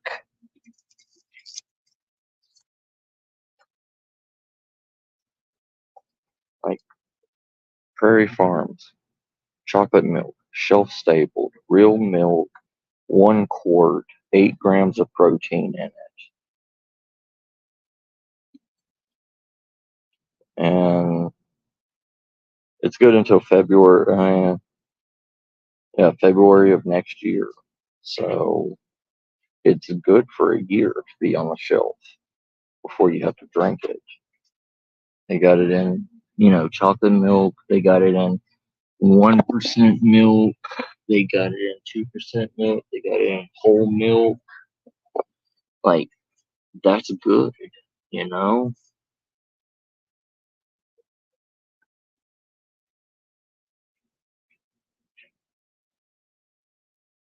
It's always good to have very long, stable shelf items.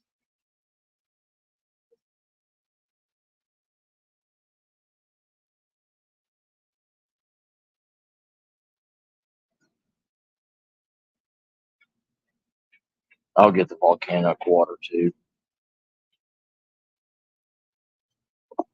But yeah, next time you're in the dollar store, you know, look for that milk because that milk, with the way milk is anymore, I mean, it's it's high as shit. Like for a gallon, it's almost like $5 for a gallon of milk. Come to the Dollar Tree and you get, a quart for $1.25, and 4 quarts make a gallon. I mean, you're still technically paying about the same, but if you don't go through that much milk, then you really don't need it. You know what I mean?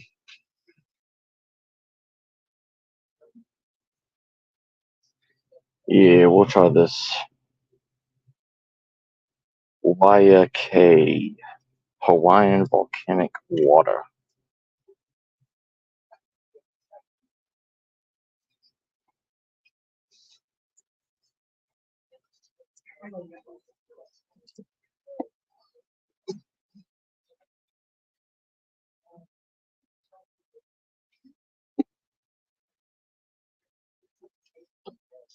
Oh, they got LED coasters here. They have LED light up coasters.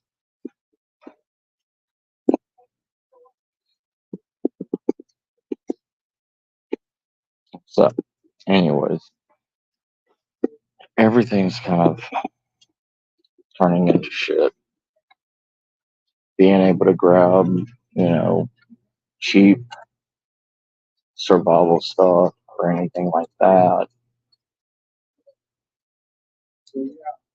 it's getting harder and harder to do because survival gear, survival tools, stuff like that, it's all being mainstreamed and used.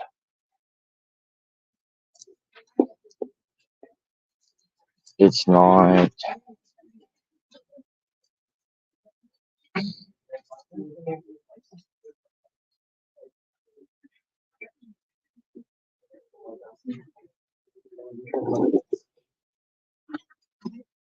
What's up, Eli, brother?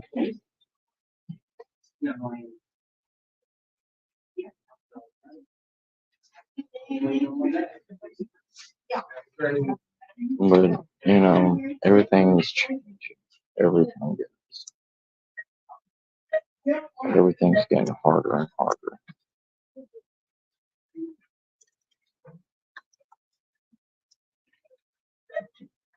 Uno momento, talk with yourselves.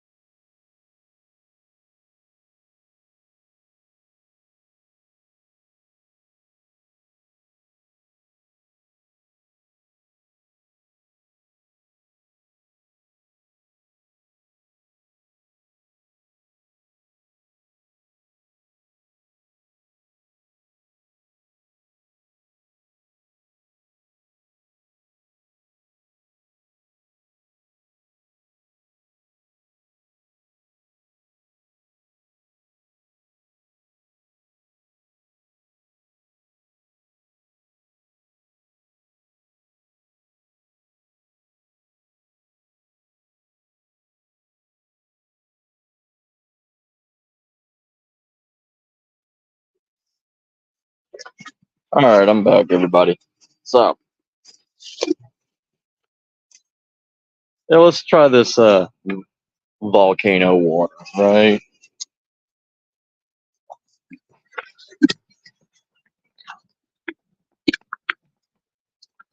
It's from Hawaii. Oh, let's try this.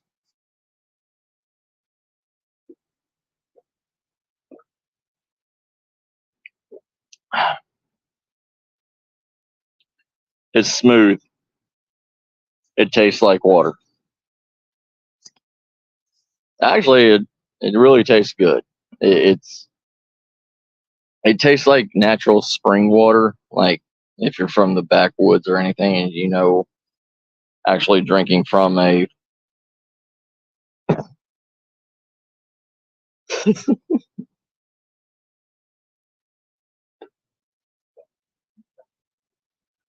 yeah, deep well water. That's what it is. It says.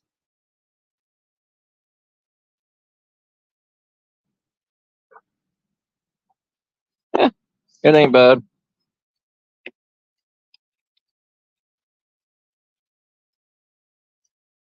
All right, everybody.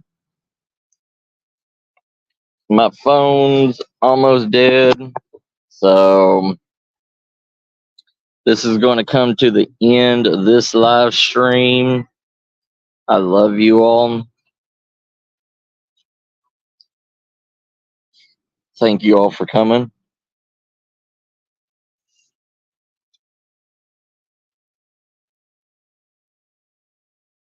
Yep. Hey, Amber, how you doing, sis? But you know, maybe tonight I'll head up to Fredericksburg, go on a little paranormal adventure.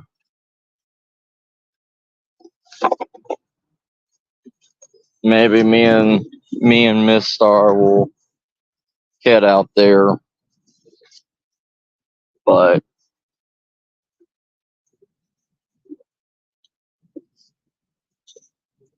I love you all, family. Y'all take care. All right, sis, I will. All right, I love y'all, family. Y'all take care of each other. Well, take care of yourselves. Try to take care of each other out in these piranha-filled YouTube chats and everything. Just take care of yourselves, all right? And you know, if you ever need just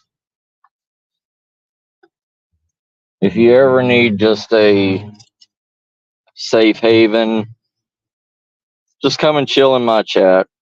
You know, I never say anybody has. Oh my God, Chad, where have you been?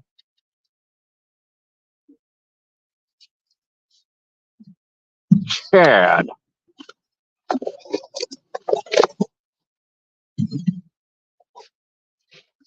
Chad, why did you pop up when I'm about to get off, sir? Oh my God. Are you Chad, are you at home or are you at work, sir? Oh, hey Chad, how are you? We have a superstar here, Mr. Chad Smith, the drummer from Red Hot Chili Peppers. He is in chat with us. Me and him know each other on a first name basis. Everybody.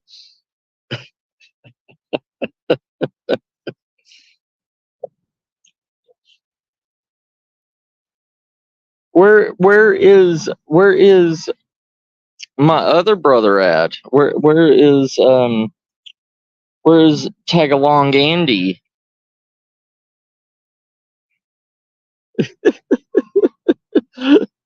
Oh, jeez. Oh, he's in your backyard. Oh, okay.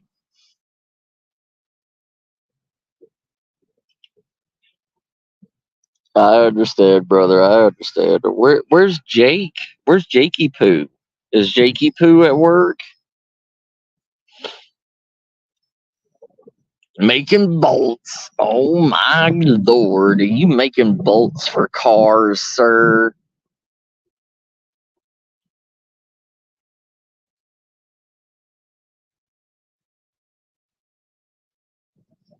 Union strong. Chad built. Y'all heard that right now. Chad makes the bolts that keep America running.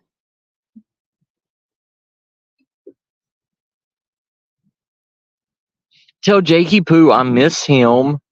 I miss you both.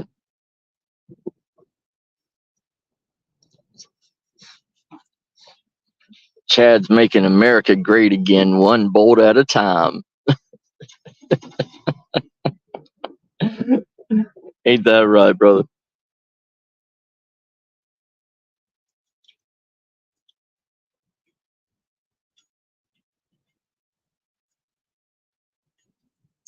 Yes.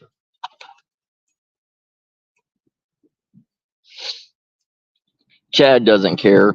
Chad's license plate on his Bronco says money. All right. Oh, did they, Amber?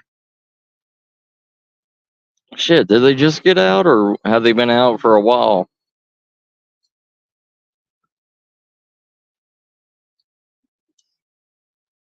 I got a Honda, Chad, so I got your bolts in my car. Damn.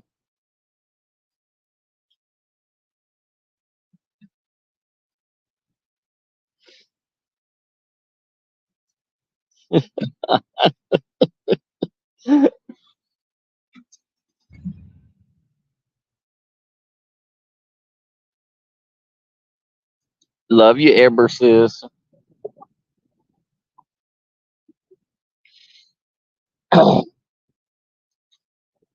Oh, anyways, I am about to be a solo business owner. I'm working on my small business plan and everything for Build a Bag survival bags.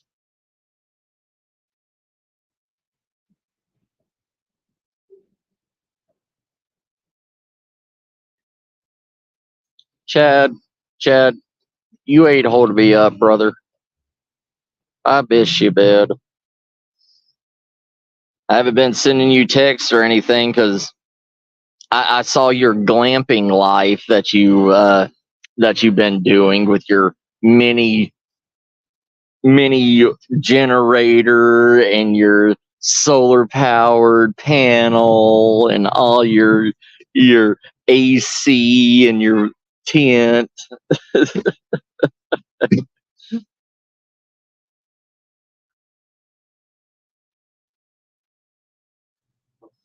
Thank you, Amber, sis.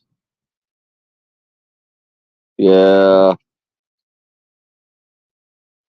Soon, hopefully by December of next year and everything, my business plan will be in effect and I'll have my small business loan, and next time you'll see me and everything, I'll be advertising my my shop and everything on here. Your glamping setup. Chad, I'll tell you the truth, man. Your glamping setup looked like a miniature mansion, man.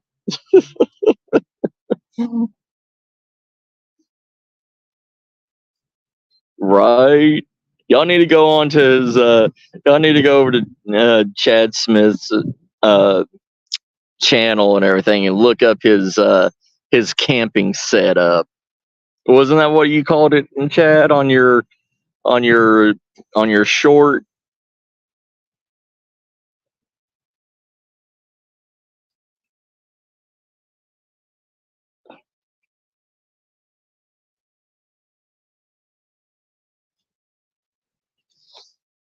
Yeah, we all miss you, Chad, brother. We hope you can come back sometime soon. We know Sonny's been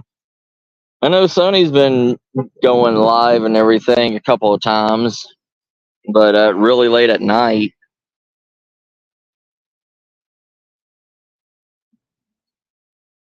Yeah, brother, we miss you, man. But like we also told you too, take your time coming back.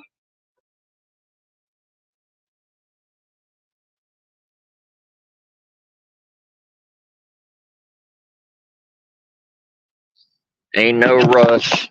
Ain't no rush at all in you coming back to YouTube, brother. You just take your sweet ass time, you little heartbreaker.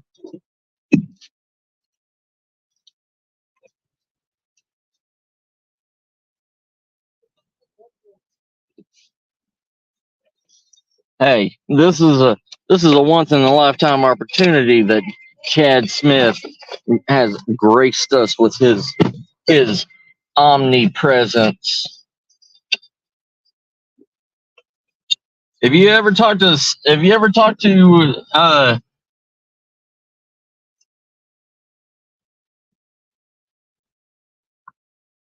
oh yeah, if you talk to the old boys and everything, let them know I miss them and everything. Tell Spooky I said hey if you talk to him sometime.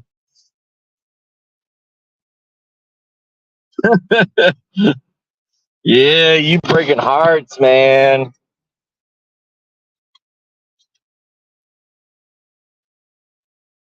Yeah, a lot of us haven't talked to Spooky in forever. I know he's been busy and stuff, but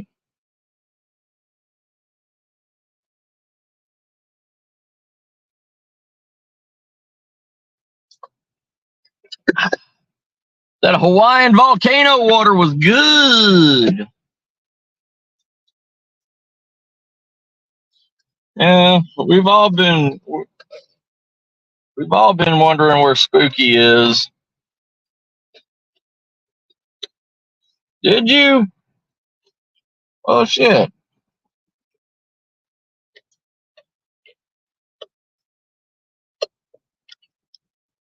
Oh, well that's good. Oh, Mr. Morales.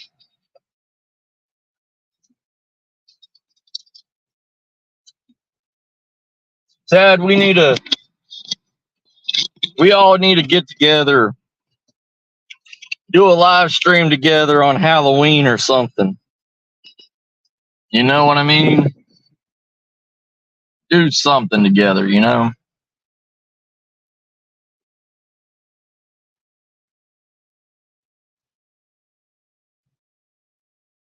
Well, that's good.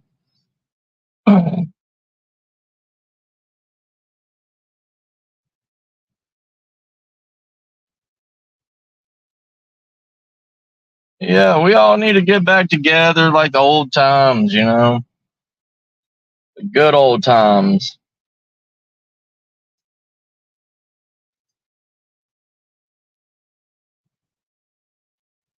Oh, yeah.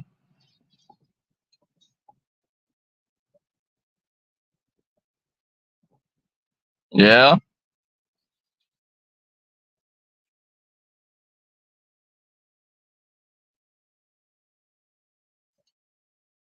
that's good.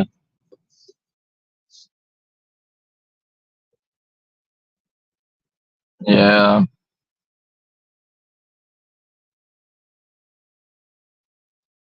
All right, family, I'm on 5%. I'm going to have to get off here, okay? I love you all. Y'all take care of yourselves. I'll see you on the next go round, all right? Love you, family. Bye. Give me a second. Do. Love you.